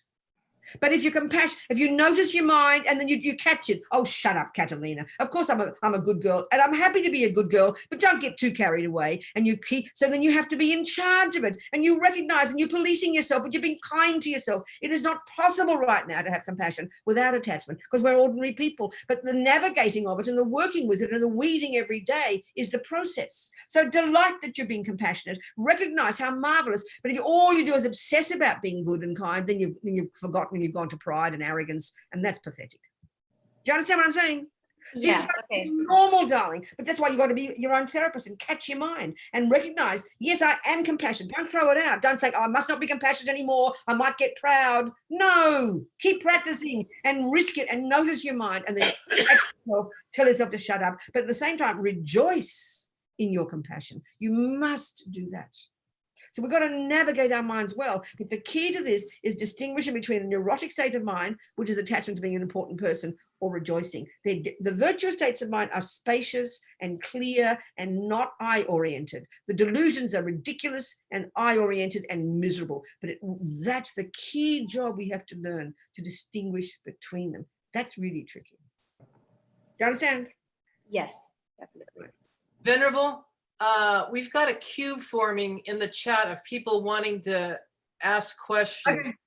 So perhaps after Roxanne. Okay, good. Yeah. So after Roxanne, we have Lee, Nick, and Vicky. Okay, good. Fantastic. Go, Roxanne. Okay, quick question. If I sow a karmic seed today, let's say I lie, might that seed come to fruition within this same lifetime, or like someone will lie to me, or will it always come to fruition in a future lifetime? Most actions we do, most experiences we have in this life are from past life, and most things we do in this life will ripen in the future. But that doesn't mean that what we do in this life doesn't impact upon things. So put it this way. Let's say you decide, the tendency has been there to lie, but you've not done it before, and there's always a first time in this life. It starts to rise up, and then suddenly you start to lie. So that's from the past habit of lying, very clear, from the past life. From past life. It's remained latent, and then at the age of 15, you remember telling your first lie. And then off you go, and you start practicing, and it starts to grow. Now, what might happen, suddenly next week, someone will lie to you. So often the misconception about karma is that your lying last week is the cause of being lied to this week. No. What happens is this: you've got the tendency to lie, which is one track of karma, and you have the experience of being lied to, which is another track of karma. That's called experiences similar to the cause. So you can say it like this: you had the lie, you started to lie, which that seed began to ripen. Now the other one is there all the time. That seed to be lied to hasn't until now ripened. That's been there from past life as well, but you're lying now. It doesn't cause directly to be lied to, but it kind of is nourishment on the seed that was already there from the past life. Do you understand my point? It's not just a splitting hairs, it's a powerful meaning. It's very important. Did you get the point or not? I'll say it again if you didn't. So my lying today might encourage a Yes. seed of lying from my Yeah, past it's like, life. it's like nourishment on the line. Pretty That's fast. right. Exactly. And that's why you can see in some people spend their lives lying, but kept being, I mean, look at Mr. Trump, a really great example. People say he lies. I'm not saying he does or does not. I'm just, people say he lies, but even he himself said, people trust him. It's true. Millions of people trust every word Mr. Trump says. That is because, not because he's telling the truth now or lying now, is because from past karma, he's got the karma of past truth telling, such that lots of people have, he's experiencing the experience similar to the cause in relation to millions of people believing him because he's not lied in the past. So it's ripening now. Even if he's lying, he gets believed. Now, we know some people, even if they're telling the truth, they don't get believed. It's exactly the same.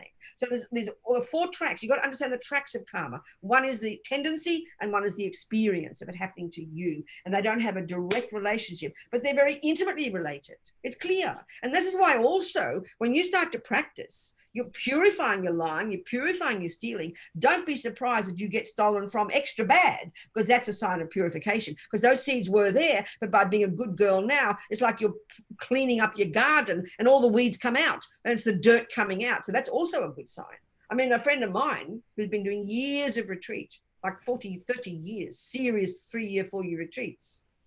And at some point he said he was out of his brain with extra levels of rage and arrogance. He thought he was going crazy. So then he went to Lama Zopa really distressed, and Rinpoche laughed and laughed and laughed. Fantastic. The dirt has to come out. The dirt has to come out. The dirt has to come out. This is a really powerful point. So by practicing pulling out your weeds, you're going to encourage rubbish to pop up, and that's a good sign. So we've got to know how to interpret sometimes what's going on, you know. You understand, Roxanne? That makes sense. Thank you. Good, darling. Okay, Gavita, go. Say the questions. Venerable, this is Leslie. Oh, hi, darling. Hello. Hi. I have a question. I'm not sure. It has to do with taking care of my garden. In my job, I witness a lot of suffering. Yes. And I think I take it on physically. Yeah. So Yes. at the end of the day, when I'm in the evening, when I'm doing purification, how can I help get rid of what I'm taking on that I don't necessarily need to be taking on? No, I know, darling. So what you really got to we've got to do the analysis of what you mean by taking it on. If we did this thing, as we talked before, to Donna's point, that insight Donna had is very powerful. Can you recognize that? I mean, it sounds kind of cruel in a way to think that it's because of your attachment and your aversion that you're suffering, but that's the technical reason. Can you hear that at all? Can you hear how, when you see the suffering, because you're clearly like a patient person, which means you've got kindness, you've got compassion, and you see suffering and you're helping people, but it's inevitable because you've got attachment like the rest of us. Your attachment only wants it to be lovely. So when it doesn't look lovely, it's all the suffering, your aversion arises, and that manifests in you as distress, depression, and stress. In some people it would arise as anger, but yours is more subtle and it becomes stress and anxiety. That's because of your attachment and aversion. So if you say it that way, which sounds very clinical, but that's the literal reason. We call it taking it on ourselves physically. But it's not really that. It's actually because attachment is just there in all of us and only wants everything to be lovely. And then we get happy when we see everyone happy. But of course we get distressed if we see, and that's attachment and aversion. Can you hear that or not? Definitely. Well, then, darling, you just have to recognize it. And even before you do your purification, the point is, as we become more familiar with our minds, and you're in there every day at work and the stress is happening, our trouble is we don't notice we're stressed until the end of the day, when we almost can't get out of, we're freaked out. Our body is aching in our mind because we haven't paid attention. But this is the point. As we get more advancedly, what we have to practice is grabbing our mind every time you see that sickness and the aversion immediately arises. That's the moment of stress. And if you catch each moment as much as we can and deal with it then and welcome it and keep optimistic, you won't have so much stress at the end of the day, darling. We've got to catch it each moment. This really takes practice. Do you understand my point? Yes, I do. I mean, a more simple example than this, everybody will recognize this. When we get tired, Look how we feel. We get stressed, don't we?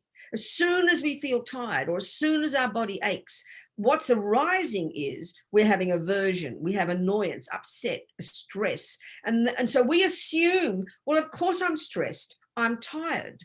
But no, it's just the body. And we know when you're in love with somebody and you spend all night at the party, blissed out, and you go to school or work next day completely exhausted, but you are not stressed because your mind was happy, then we can really begin to know that we don't have to buy into, but just because you're tired, just because there's suffering there, doesn't mean you have to get exhausted and stressed. We can work on our mind. This is what we're capable of. But it demands a lot of attention, a lot of courage. Do you understand, Lee? Yes, I do. Good, darling. Keep moving, baby. Thank you. And have a good weep and a good sleep, and you get up fresh the next morning. Okay. Venerable Robina, this question is from Nick, whose microphone is not working. Okay, Nick, go for it. Could you please relay my question to Venerable? If self-view is delusional, who is the me that accumulates karma? You are, Nick. It's called you. So we're going to have to talk about emptiness now. How interesting. Okay, we'll do our best. Okay, honey, this is the point. The Buddha says the universe consists of trillions and trillions and trillions of individual phenomena. Hardly surprising, we know that. Cups, toilets, cars, desktops, this app, that. I mean, just in Steve Jobs, I think the phenomena of the universe have tripled.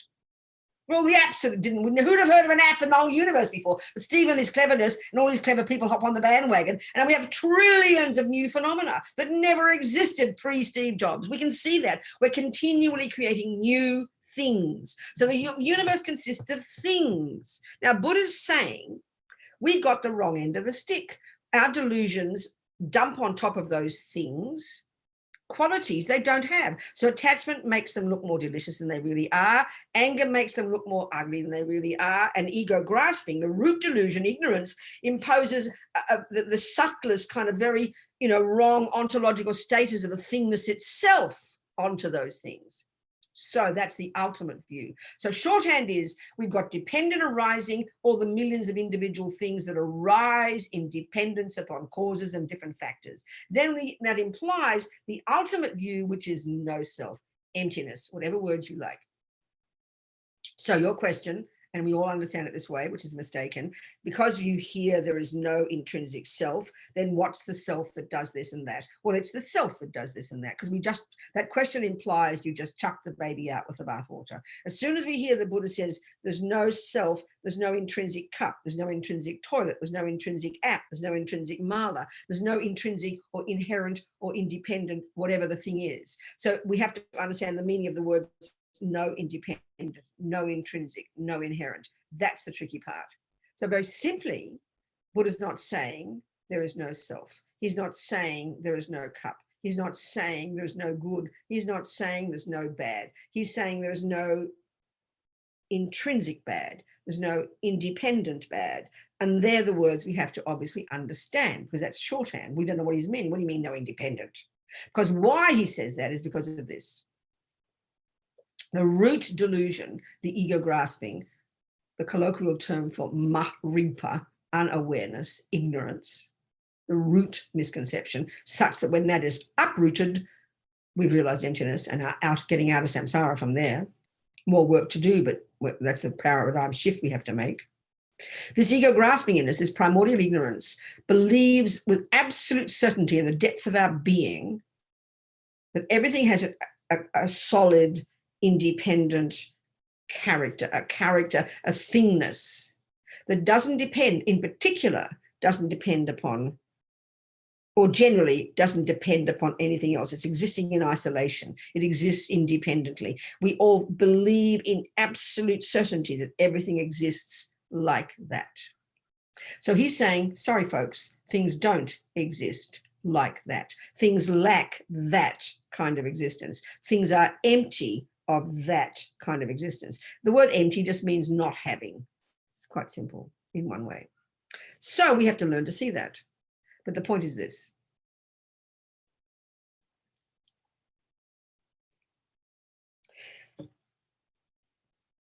you cannot have no independent I, emptiness of independent I, without an I in the first place. You can't have a black thermos without a thermos. Black is a character of something that exists.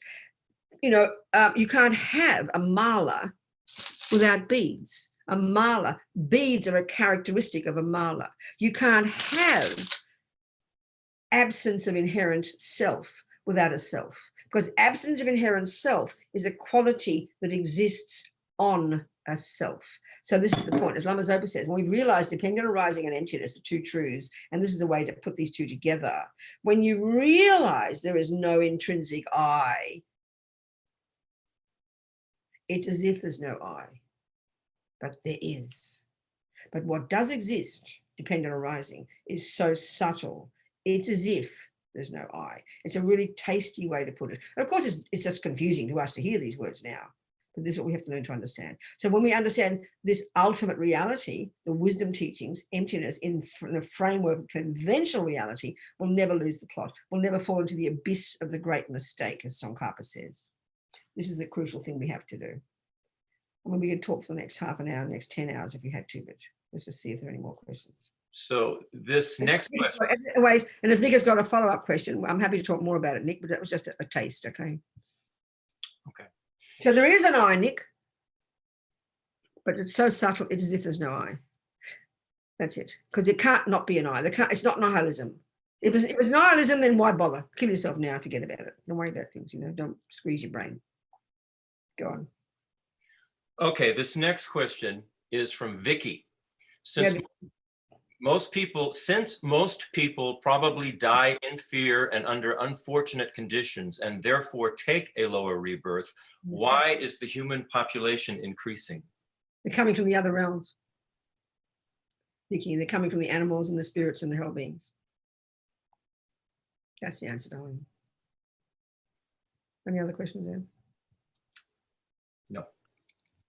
Okay. I actually have a question. Okay, sweetheart, go, Lynn. Right. So it's kind of like how like what's the antidote to not feeling like I'm a bad person? What do you think? What would be another thought that counteracts that? To make myself think. To make myself think I'm a good person. What do you think? It's very simple, isn't it?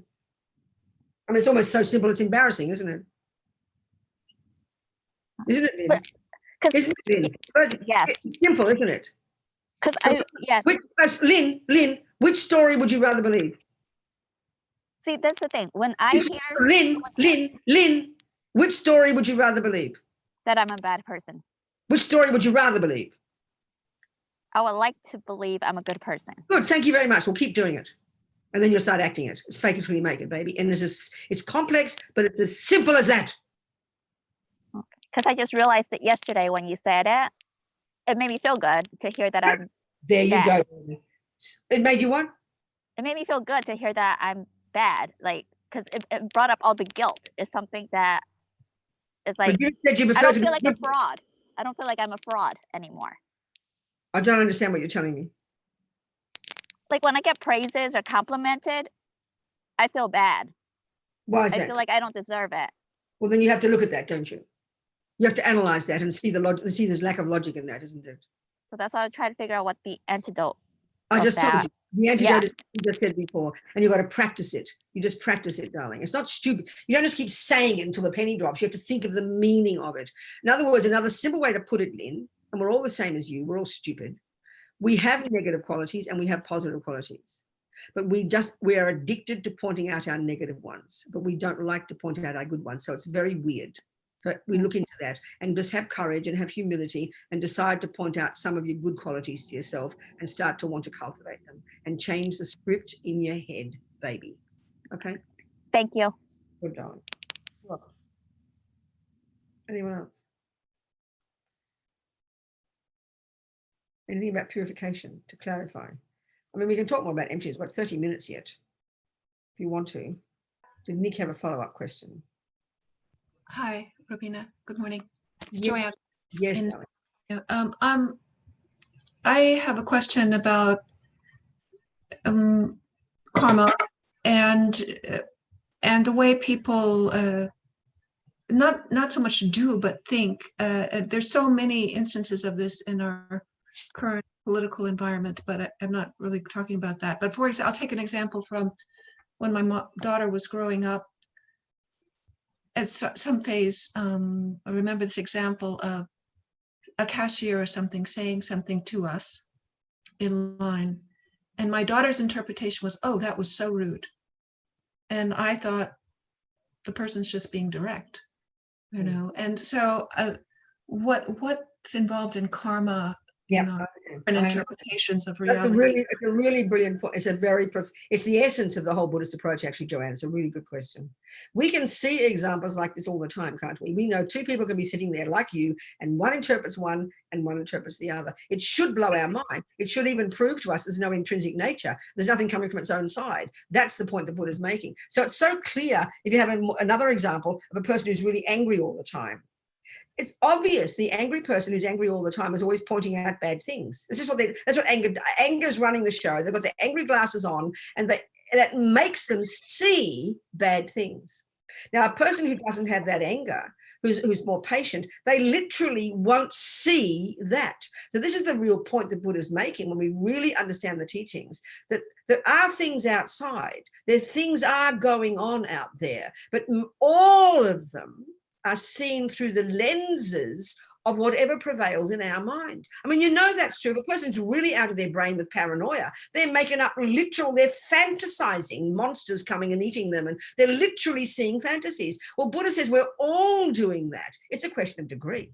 We're all, if it's attachment, it makes everything look delicious and we run after things. If it's aversion, we find fault and we push them away. They're the two fundamentals. And then if we've got pride, for example, strong arrogance, and we don't think we've got pride, we don't like to think that, but that's a very powerful, painful, suffering state of mind. And it's very linked to low self-esteem.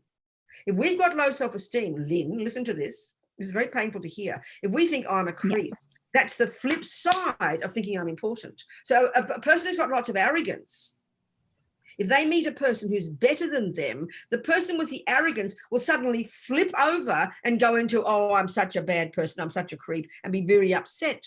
But a person who's humble, which means they don't have a vivid sense of who they are, they delight in everybody else's qualities and they won't be offended by them. So it's really obvious that the way we experience what's out there, as Lama Zopa puts it, according to the Buddhist way of saying it, is, I say it, that we see everything through our lenses, but the way he put it, everything out there appears back to us in the aspect of whatever's in our mind. This is the essence of the whole Buddhist approach to the mind, and therefore to practice. It's profound. You understand? So it's informed by the delusions that are in our mind now, or the virtues, plus it's also informed by our past karma. That's another whole discussion. It's an extra discussion. So let's say the fact that you even meet that horrible person who comes up to you in the street and shouts at you, let's say, you've never met before in this life. That's the karmic one. That's not an accident. You've got some karma from 57 lives ago. This dude walks past you and shouts at you. Now that's the past karma, and they will appear to you as very ugly, but also that's because of the way you have the past relationship. For example, a person you meet in this life, you feel like, oh, just, you know that person like 27 years and you met them for the first time and they appear wonderful to you. Oh, God almighty, my computer just got water on it. I'm having a panic attack, excuse me. Shit on my keyboard. Take care of that. Computer service. That means I've got to turn the computer off if I take care of it. I've got to use my iPad. Okay, wait a minute. I think it's just okay. Maybe there's no water there. So anyway, let me just continue on. So you meet a person you think is gorgeous. That's absolutely due to the past virtue of yours or their virtue that they appear lovely to you. Like the little people who adore Mr. Trump, that's from his virtuous karma with them from countless past lives ago. That's virtuous karma of his that they think he's wonderful.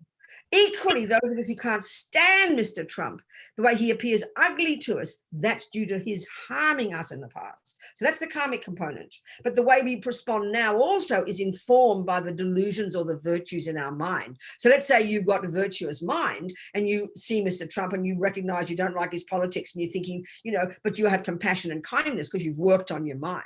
but it's a very powerful. The karmic one is massive. That implies who you even meet and how they immediately appear to you. Now, that if you do the work, you can adjust that and work with that one, knowing your own mind. Do you understand? Do you understand, Joanne? Make sense? Understand the words. A lot to chew on there. lot to chew. Lot to chew on there. There's a lot to chew on there. Absolutely, there is. But that's the answer to it. Thank so you. we're really conscious. We'll observe how that person makes us feel, because that's past karma, but we will work on it right now. We'll be conscious. We buy into the story. We'll just buy into, oh, he looks handsome, he must be handsome, and he's a rapist, you know, because of past karma. We'll be intelligent. We won't just buy into our silly stories. So if you've got strong attachment to one person, and you know it's from virtuous karma, they appear lovely to you, but you won't buy into the attachment. You'll be reasonable and intelligent and wise. So there's the two things. The karma is how you meet them in the first place, and even the way they appear to you. And then there's your delusions or your virtues that add to that story. And then when you get in charge of that story, then you're in charge of your life and handle things, you know. You understand? Thank you. Very Thank you very much. Yeah. What else, people? It's interesting, Ani, Robina, this is Donna, that I have actually used Trump as an object of, you know, anger, you mean? Definitely that. Definitely that. Also, what's the question? But I'm just making a comment, actually, that and then I have used him, you know, try to, you know, I can see his suffering and meditate on that, and, you know, practice for him and wish him to be, you know. But that's leaping ahead. I want to. You didn't ask me a question. I'm going to answer a question, Donna. Just wait. Okay. That's a typical. That you're leaping ahead. That's the compassion wing. How about the wisdom wing? How do you learn about it? How do you learn about it from your? What's the learning for you in this? That's the wisdom wing. What's your learning? That's you skipping over that one. That's the first learning. What's your learning from seeing somebody who looks to you like lying and stealing and harming? You have to have a doubt that he might be just a karmic appearance. But how do you learn from that? That's the first learning. Compassion is the second one. Tell me, how do you learn from it? That's the point. That's the wisdom wing. That's the karmic one. Yeah, I see what you're saying. Yeah, exactly. Well, I'll tell you how you learn from it. Okay. Instead of criticizing and then being all holy and having compassion for him, that's lovely, but just not got a ground. And that's where the karmic one. You go, oh, that's interesting. I reckon people tell me he steals. People tell me he lies. That's interesting. Well, I recognize that. And immediately it's a learning for you, John, and then it's real dharma. Yes. Now I have compassion for him, see his suffering. No, we don't see his suffering. You learn first. Well, the other one I say to myself is, thank you for showing me how not to be. Yeah, definitely. When I look at Mr. Trump and look at the appearance of lying and all the things he's accused of, straight away we can get so caught up in our hubris and our arrogance and look at that evil man. That's what all the news media are just like wanking, excuse me, on his bad qualities, obsessing, pointing them all out. I mean, this might be true, but what good is it? It's just making more problems, more dramas, more rubbish, more alienation. So what the powerful one on the first level, me, two things. Wow, everything I see, I check he might be very attached, very arrogant, very jealous. All these, I can see them, I can check, I go check, check, check. Guess what? I recognize every one of those delusions. So then the other one I say is, thank you, Mr. Trump, for showing me how not to be. Then it's a learning for you, then you can have compassion. We jump over the karmic one all the time. We jump over the wisdom wing. We go to the nice, holy compassion wing all the time. So thank you. I didn't ask the question, but I gave you an answer. Thank you. Good talk. Hey, Venerable. Yes. Adam here. So a question with regards to karma purification and making amends. So making amends. Okay. Yeah. So I'll give an example, and it's a real life example. Just ask me the question. Okay. So karma is personal. So what you've done in the past, it's going to happen to you between that sentient being and yourself. Let's say that it's quite subtle, but pretty much that. The question then is, let's say in this life you were confronted with a person you committed a negative act against however many lives ago, and it's now facing you here. And let's say you have the opportunity to make amends, apologize to that. Don't be ridiculous, Adam. Don't be ridiculous apologizing for something you did 42 lives ago. Then they think you're stupid. You just purify, you purify the cause of it. You wish never to do again, and you have compassion. Well, here's why I want to use the example. So, and I'll try to be really Brian, I want you're getting too complicated. Your mind's very bright and very sharp, but over conceptual. I'm being blunt. Cut to the chase and ask the simple question, please. It's too complicated. You're making it far too complicated. What's your question? You use the word amend. So what's your question? Keep it simple, please. Please. Okay, how to keep this very simple. Good question. Good practice for you. Just ask a question. Ask a question. Because what you're doing is the thinking. So if you're presented with the opportunity and you're presented with basically a mirror has been thrown in your face, right? It's far too complicated, Brian. I'm really sorry. I'm going to debate with you now. You're making it far too intellectual. Keep it simple. I don't know how to make this simple. Well, then you have to do the thinking there because you're doing all the thinking out loud. The question is the result of your thinking. So if you want to think it through or forget about it for now because you'll miss everybody else's questions and just think it through later. How about that? Okay, next person. Anyone else? Venerable. Yeah. Hi, it's Brian. Yes, darling. I was wondering if you could speak a little bit about the power of the remedy, and in particular the Vajrasattva mantra, and how that process works on our minds in terms of stopping our throwing karma, our rebirth. Like what is happening? I think it's very hard to know it initially, isn't it? Because it seems so abstract and kind of holy. Sitting there saying a Sanskrit mantra, how in the name of God can that help, you know? Right. So the only way to understand this, Brian, the only way to understand it is to understand what a Buddha is and how our connection with a Buddha and utilizing the idea of a Buddha can help us. The only way to answer is that. And all they say is, all the lamas would say that any practice we do, this is the person's question now about the medicine Buddha, any practice we do, in other words, you could sit there and watch and do shamatha for 42 eons and get very nice concentration. But the power of enlightened beings is so incredible that just even saying the word Buddha, connecting us with enlightened beings, because we need that to get all the methods. We need that from life to life. We need that connection, and Buddha's a super powerful. I mean, we can try and make it real. It's a real person who's really achieved those real qualities, whose mind pervades the universe, who is able to manifest in billions of bodies throughout universes to benefit us. We've got to take that concept on board. That's the meaning of a Buddha, and the power of enlightened beings and their wisdom and their compassion is stupendous. We've got to recognize that or buy into that. Otherwise, it's just religion and meaningless rubbish. You know, it's just superstition. The only way to comprehend is that. And so any practice we do that relates to them. So, and the thing is, but the other point is this, that's the way we're doing the third step, but you're visualizing, you're imagining the Buddha, you're imagining purifying, you're saying the mantra, you're visualizing all this. It's also your mind that's doing it. Your mind is doing it. Your mind is imagining these things. So whatever your mind does, and then you add the Buddha component to it, that's what makes it so potent. It's the only way I can answer. It seems abstract and rather kind of to us initially, but all we can do is think about that. I can't say more. No, that helps. Yeah. All right, Brian. Good. Thank you. Good. Anyone else have questions? Nothing? Anybody? Yeah. This is from Kevin. Yes, Kevin. My question is the natural state of our being good, compassionate, and grateful? If so, how does this square with our karmic accumulation? I don't understand the question. You mean how come if our mind is pure, it can get dirty is the question? I think that's what it sounds like. Well, Kevin, it doesn't never get dirty. It's always been dirty. Delusions in your mind now. If there's anger in your mind now, then anger never began. But but the real point is this: saying that your mind is naturally pure, and Buddha says that, doesn't mean it was pure months and then you lost it.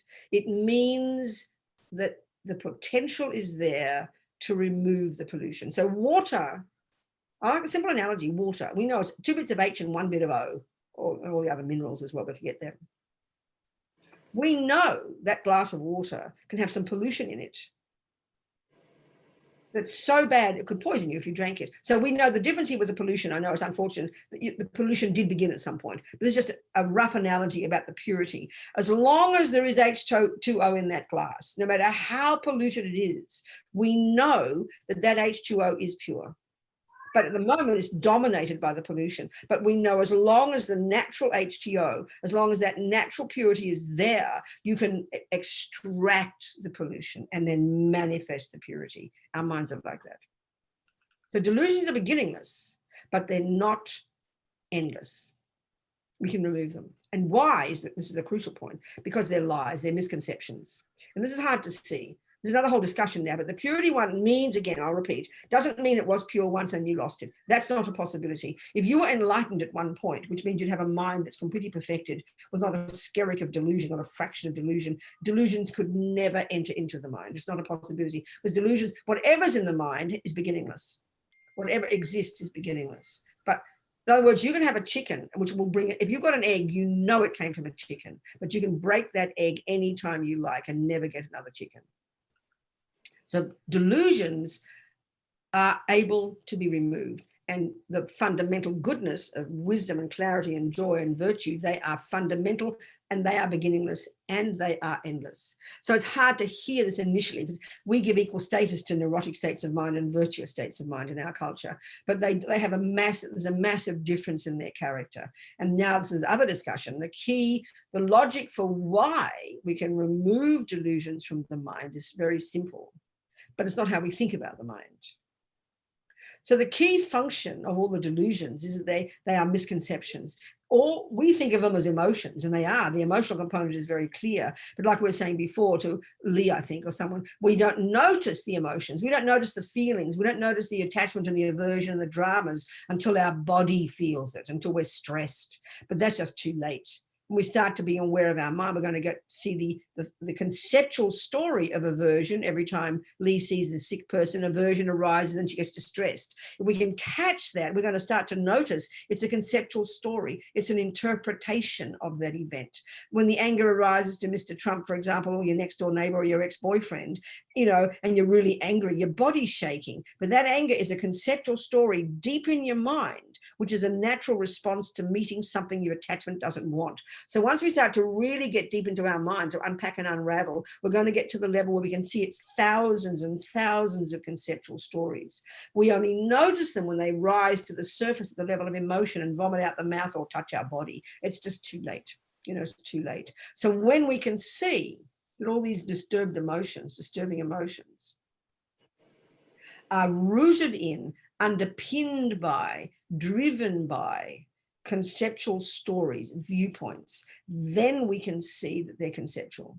So the point about a conception is this, it's very simple. This is the Buddha's view. You've got valid conceptions and you have invalid conceptions. So a valid conception, a valid thought is pretty straightforward. If I say that is a thermos, that's a thought. And I'm pointing to that. Well, that's a valid thought because in our world, we have all agreed that that's called a thermos. If I say to you, that's a knife, that's not a valid concept because conventionally that doesn't fit the definition of a knife and we don't agree it's a knife. So it's all by agreement, So if I say that, that's a valid thought because it's got an object that is a referent object. It's got a valid referent object, So if I say when I'm angry, Jason is the cause of all my suffering. It is really clearly a concept. Sure, I'm saying it and shouting it while I'm punching him, and I believe it totally, but it is obviously an exaggeration. It is obviously not a valid concept. The man has done many kind things for me. Just because he went and cheated on me and took Amy, snuck off with Amy, that's just one action of the 47 years we've been together, all the good times. That doesn't annihilate all of those, but my anger forgets all the good ones and paints the whole of Jason with this angry picture. It's clearly an exaggeration. We don't like to think it is because we believe it. It's obviously a distorted conception. There's no valid referent object there of a person who caused all my suffering. As our mummies told us, we make mountains out of molehills. Delusions do that. So they're not valid conceptions. Now, Buddha says we can remove all those invalid conceptions. We can remove even the subtlest one of an inherent me.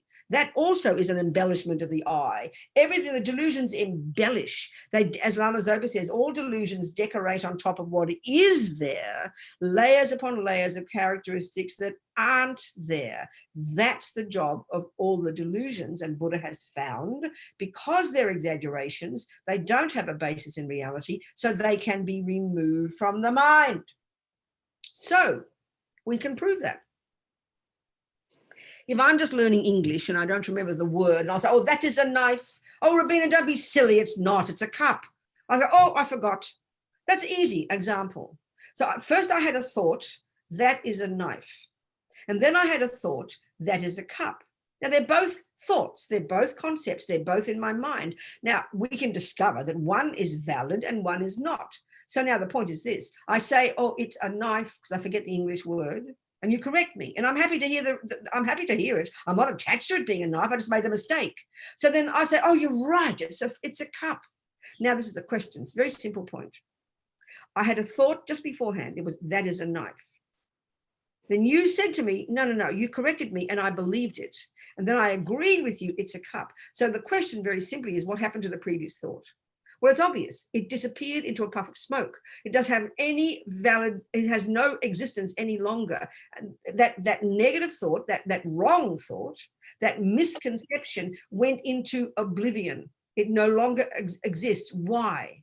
Because the new thought, it's a cup, overtook it. And cup is a valid thought. So the recognition of the truth, that's a cup, is what annihilates the lie. That's how we become Buddha. Like that, okay? By gradually proving the misconceptions and lies, proving them with, not just believing it, but proving. I didn't just believe that's a cup. I recognize the truth, it's a cup. And the strength of my recognition of the truth is exactly what annihilated the lie. That's how you get enlightened. Right, any questions? 10 to 11, 10 to 11 for me. 10 to 1 for Texas, and 10 to 4 in the morning for Amy and Jason. Should I ask? Yeah, go on.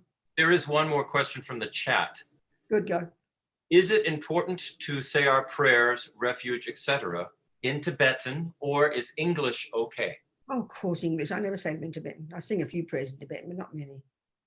Of course, English is great. It's got to touch your heart, you know. It's got to be real. Okay, I mean, I do some prayers in Tibetan because I've just memorized them and I know the meaning. As long as you know the meaning, it's all that matters. But saying the words that we recognize is very powerful, isn't it? Of course, it's necessary. I mean, you know, the Lamas will all say there's something beneficial about saying the Tibetan because that's a 1,000, 1,200 year lineage. And there's some power in that. But in the end, it's got to get to becoming English. It's got to come into our culture. So, of course, it's saying English, darling. Of course, there's no question. Of course, no question. It's got to touch your heart, you know. Anyone else? Questions? Robina? Yes.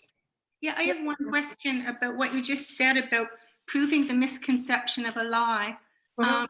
Well, it seems like I've had to do the opposite. Like I've seen good in people and didn't see the bad, or I overlooked it, and now I can't do that anymore. So it's that's something I'm struggling with, because somewhere, I don't know if Shanti Davis, somebody says good company or noble company is all of the spiritual path.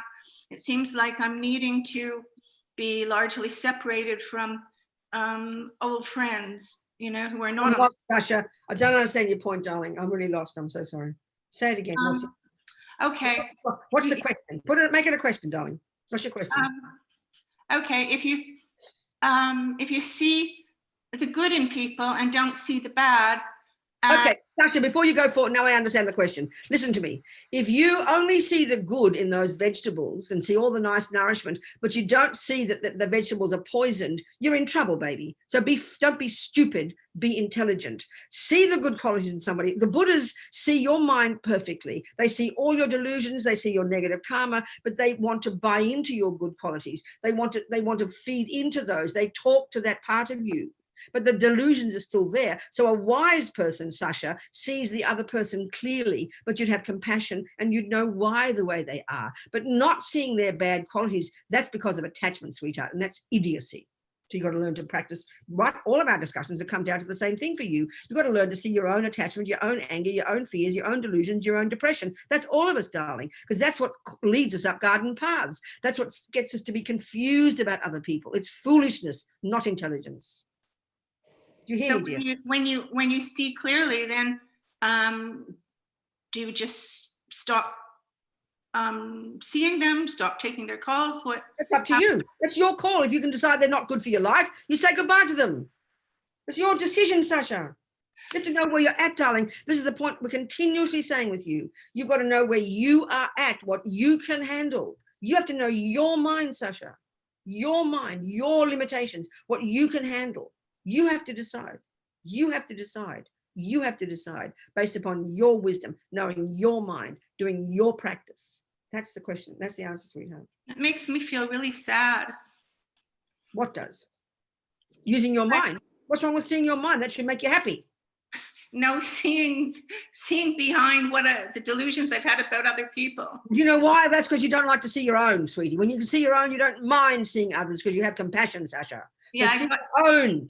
No, I see my own. I saw my own. If you see your own, you won't mind seeing others because you're all in the same boat. But I get really depressed about my own also. Well, then don't be depressed. Change them. That's guilt. Guilt is useless. Like we've been talking, sweetie. Come on. Thank you. You're a good example, Sasha, for all of us. Thank you very much for exposing your limitations. You're like the rest of us, baby. So thank you for showing us. Any more questions? I have a question. Who's I? I'll look for you. Hi, Susan.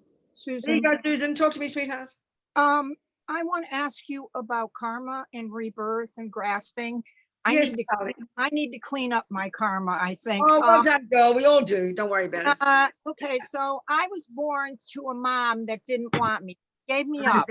And then I was adopted by two parents that were cruel and they were unconscious. Okay, I don't want to do that again. No, right, exactly. I don't want to do that again because it made my life as a child very difficult. I bet it did. Yeah, and I'm doing really well now. I'm like almost 70, but you know, and I've been working very hard. The thing is that I want to get I just don't want to have another life like that. That was not pleasant. Exactly. So what's the solution, do you think? Well, what do you think the solution is? Well, I think it has to do with how I think about myself, maybe. It starts with that. But the first thing is we have to start, like I'm talking, we have to start controlling our body and speech, try not to say bad things, try not to do bad things. Right. And we start to look into our mind, sweetheart, and like we're talking to everybody, seeing our own delusions, our own pain, our own suffering, but try to understand karma. We must have created the cause for that. And then as you keep healing yourself and becoming more fulfilled and more content and more accountable, and you do your purification every day, then eventually you'll be able to have compassion, and then you will never repeat it again. Guaranteed, sweetheart. Yeah, obviously, I probably didn't have any compassion in the past because I was born into no compassion in this life, at least for the first part of my life. But by having it also, a very optimistic point of it is it helps you get very humble. By having the suffering, you've cleaned it up. Yes. You've purified it, you know, so that's really good to know that, and you've been able to deal with it, which is fantastic. Yes, which I'm really, I'm so much more content in my life, but I think my health has suffered because of it, because I have a lot of health problems. I've had cancer. I have rheumatoid arthritis. Now that's another lot of karma, darling. They're not connected. That's another lot of karma, but you're purifying that karma as well by having it. But you're doing, I would say you're doing really well. You've got an optimistic mind. You've worked on yourself. You're incredible. I admire you, Susan. Thank you. Moving. Thank you. Moving. Thank you. Thank you. It was really nice meeting you too. Darling, I'm so happy to meet you, Susan. Thank you, sweetheart. Thanks. I saw another question in there. What was that, Courtin? Is depression a delusion? Yeah, of course, darling. Depression is internalized anger. I'll just tell you roughly speaking. I'll say this one again. The two main ones, you know, that run our lives for the Buddha are attachment and aversion. We run between these two 1,000 times a day throughout our life. When attachment gets what it wants, we call that happiness. When aversion, when attachment doesn't get what it wants, that arises aversion. So aversion is the bare bones state of mind. It's got a whole spectrum. At the volatile level of aversion is anger, shouting and yelling. At a more mild level of aversion, it's day to day, and we never notice these, annoyed, irritated, upset. Why do you think you're upset about something? Because attachment just didn't get what it wanted. You wanted the nice taste, but the ugly taste came. You wanted the green light, but the red light came. You don't have a hissy fit. You don't profoundly get depressed that second, but it all builds up. It builds up. It builds up if we don't deal with it. So eventually, on the internal level of this aversion, on the spectrum internalized, it becomes depression and despair. So yeah, exactly. Of course, it's aversion. It's thwarted attachment, but we don't notice it until you're inert in bed and can't get out. And we don't notice the aversion when it comes to anger until we vomit out our mouth. So this is the whole point I'm saying to everybody. When we catch our mind throughout the day and we rectify it, we fix it then it won't build up, and you would never eventually get depressed, and you'll never eventually get angry. That takes time, but it's built up stuff. Aversion is the fundamental state of mind when attachment doesn't get what it wants, and it's 1,000 times a day. It becomes depression if you internalize it, and it becomes anger if you externalize it. And we all do one or the other and variations of it. This is what Buddha means by being in samsara. So becoming familiar with our mind is the fundamental job. Catching these things ever more subtly before they become depression, before they become anger. That's the tricky part. That's what takes time. So never give up, sweethearts. Whatever. That's it. Time to go home. Any more? Keep going, or what do we want to do here? Any more people? Any more questions? Another question. And you started it, Robina, by just saying this, by having the suffering, you've cleaned it up. Yes, that's right. What does that mean? I mean, it's obvious. If every experience is a fruit of a seed, and if the experience is a suffering one, then that seed is just finished. Wow, fantastic. Whether you have any awareness about it or not. I mean, yes. Having a shitty life is... It doesn't matter every second. No, but the trouble is this. No. The trouble is this, Joanne. The fruit comes, you punch me in the nose, that seed is just finished. But what happens is I punch you right back and we keep it going. That's the problem. So that's where practice comes. That second, great, I'm so glad Joanne just punched me. I just finished that fruit. Fantastic. Listen, I did a conference in Miami one time. The topic was, why do bad things happen to good people? And there was a Jew, a rabbi, a Christian, a Catholic, a Lutheran, and a Buddhist. It sounds like a joke, doesn't it? And it was a wonderful conference. So why do bad things happen to good people? Well, I didn't understand the Lutheran and the Catholic. I had to say the answers were quite complicated. But the Buddhist one, I gave my talk and it was really straightforward, karma. The Jew, the rabbi, clapped. He was a Kabbalah rabbi. He said, we have the same view. I think all the Jews in the audience were gobsmacked. They'd never heard of such a thing. And he was cracking jokes about Hitler. And he said, we have a saying. Every time something bad happens, we say, great, one less debt to repay. Same idea. So it's a powerful practice if we can grab it, if we can catch it. It's a way of transforming, as Lama Zopa said, it's a way of interpreting your suffering and turning it into happiness. Like, you know very well, if you go to the gym or if you go on a diet, you get smells and farts and burps, but you know it's a good sign. Same. She's smiling. It's a revelation. Thank you. You understand? You got to think it though, because I got to think about it. The usual one is aversion. How dare that happen to me? But no, if we catch it, it's profound. I promise you. Because if you hadn't planted the seed, honey, if I hadn't planted that seed, I would not get punched. I've got to take responsibility. But you're not, it's not like you, I mean, because my thought would be, oh, there's more of this down the road. There's more of this shit down the road. You get braver, and you purify. That's why you can do purification every day, put atomic bombs on it, so you prevent it from coming. That's what purification is. Yep. Do you understand? Thanks. Thank you. Okay. Venerable, just a quick reminder, were you still going to be able to cover your take on medicine Buddha? Oh, yeah, no, I sort of mentioned in passing, I mentioned the approach to the Buddhas when we discussed Vajrasattva. But medicine Buddha, okay, all these Buddhas, okay, let's just talk briefly what a Buddha is, okay. The word Buddha is actually the word used to refer to the fully developed consciousness, anybody who's accomplished it, not just the person called Buddha back then. And that's pure, unmanifest, all-knowing, all-seeing, all-compassionate consciousness, necessarily not physical. Every one of us has that potential. So when we've accomplished that, we're virtually the same Buddha. You could even argue we're the same Buddha. When you're the Buddha, Steve, and I'm the Buddha, your mind pervades the universe, my mind pervades the universe. You see everything, I see everything. You have infinite compassion, I have infinite compassion. You can't start to say we're going to bump into each other in the sky. We're the same Buddha, but that's the actual meaning of the word Buddha. But what good is that? The reason you became one of those is to help people, and people were too thick. So you got to manifest in a body to help us. So the Buddhas can manifest in trillions of bodies. So we look at the Vajrayana especially, there's always thousands of Buddhas. All they are different manifestations of different psychological qualities that we want to cultivate. So compassion Buddha, it's just a Buddha mind, but like dressing up, looking like Chenrezig with peaceful aspect, and it represents compassion. When you see Tara, this gorgeous green naked lady, it's a visual language. We have to buy into that language, and she represents power. Then you see wisdom, holding a sword, representing wisdom. All of them are a particular quality that we want to cultivate. But as we know in High Stiraka Tantra, there are also Buddhas who are manifestations of purified delusions. Because Tantra is like, can use everything as grist for the mill. So you've got thousands of these Buddhas, and they're all under the 5 Buddha families. So each of those 5 Buddha, okay, first of all, you've got Buddha, actual consciousness, Dharmakaya. Then you've got the Rupakaya, form body. And then you've got the Sutra aspect of the Buddha, which is the monk, and he represents control, body, speech, and mind. Then you have the Tantric aspect of the Buddha, and that could be called Vajradhara. And under him, the 5 Buddha families. And then Akshobhya is the purified aspect of anger. Amitabha, the purified aspect of attachment. Each of them represents a certain psychological quality. It's Buddhist psychology, although it doesn't look like psychology to us. So they're just different shapes and forms that are like a language that tell us those are the qualities. So we buy into that language, and then by practicing those, we cultivate those qualities. By practicing Vajrayogini, we purify attachment. By practicing Yamantaka, we purify that delusion. It's just a different method psychologically.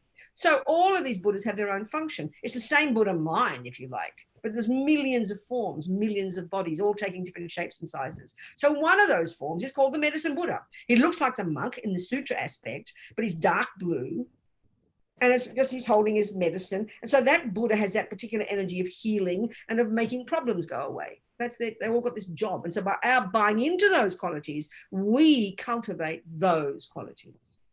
That's the way it works with the Buddhas. Does that make sense, Dean? Okay. Does it have anything to do with eliminating attachment to ego? All of them do. By doing the practice. Okay, so it's all of them do fundamentally, but they've all their own. They all fundamentally, they're all to do with that. But they've got their own particular job, if you like. You know, do you understand? They're all to do with that for sure. Does that make sense? Yeah. Good. Thank you so much. I think we finished now, Kavita and Christopher. What do you think? Enough? I can happily talk all day if you want me, but I think time to finish. No, I don't think I could ever have enough of you. Well, I don't know, Lena. I think you can. No, please don't. I know I can't. As of right now, no. Okay, darling. Well, remember the words then. You can hear my voice shouting in your head, honey. Oh, I have a lot of your recordings okay. On the liver box. Yeah, so I'm basically listening to you almost like 18 hours a day. I think the girl's a bit extreme. No, I like it. It helped me a lot.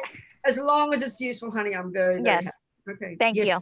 Let's do our little dedications together. And just think, delighted, here we are out of the kindness of our wonderful Tibetan Buddhism for World Peace, isn't it? In San Antonio. Their wonderful little center, how kind they are putting this teaching on. May they flourish and grow. And it's a lovely place to go. If you live near there, you go there. A lovely place they have. And I'm so happy to come in real time next time. But we can keep doing this as well. It really works, doesn't it? There's something surprisingly intimate about this Zoom, isn't there? Yeah. Yes. Very fascinating, isn't it? I know. Very fascinating. Also, I think it spurs more questions because of the intimacy. I know, it's curious, isn't it? I know, it's very fascinating. I will say that for all of you who have the opportunity to attend other Zoom teachings, the moderator, I decided to try to be as responsive as possible. It's a little bit exhausting to try to watch all the texting and comments and this and that. So just you might want to think about the impact on the moderator. In other words, if you can just ask the question, you don't have to necessarily say, hey, I have a question and so forth. Well, Kavita, your job is to be compassionate and take on whatever is given to you, not to demand other people back to you. Ignore what Kavita just said. She's there to help us and she's so kind. Yeah. For your demonstration, I want you to see a living example of self-grasping. It's all about me. And Thank you, Kavita, for all your kindness. I was starved. Let's do our little prayers. So here, this last one is just again thinking. We've been here for 2 hours. As many thoughts as there have been is as many seeds we have planted. So be very delighted with that. I mean, this is a powerful concept, you know. We just think words go in one ear and out the other. No, they all leave an imprint. It's incredible. So how marvelous. So we think we're going to nourish these seeds from this second forward with our effort, according to where we're at, with our work, with confidence, with self-respect, trying to abide by the laws of karma, trying to not harm, not kill, not lie, trying to purify, all of this. How fantastic, you know, one step at a time, developing our amazing potential. So it eventually does ripen. All these seeds do ripen as our Buddhahood, no matter how long it takes. So then we're qualified to help everybody. How amazing. And may compassion, bodhicitta, grow and grow in the hearts of all. Kewadinyo dudag lama sange drugyune drawachikang malupa deisala gopasho Jangchob semchog rinpoche ma ke panam ke gyochig ke panyam pa me payam gong ne gong du pa sho.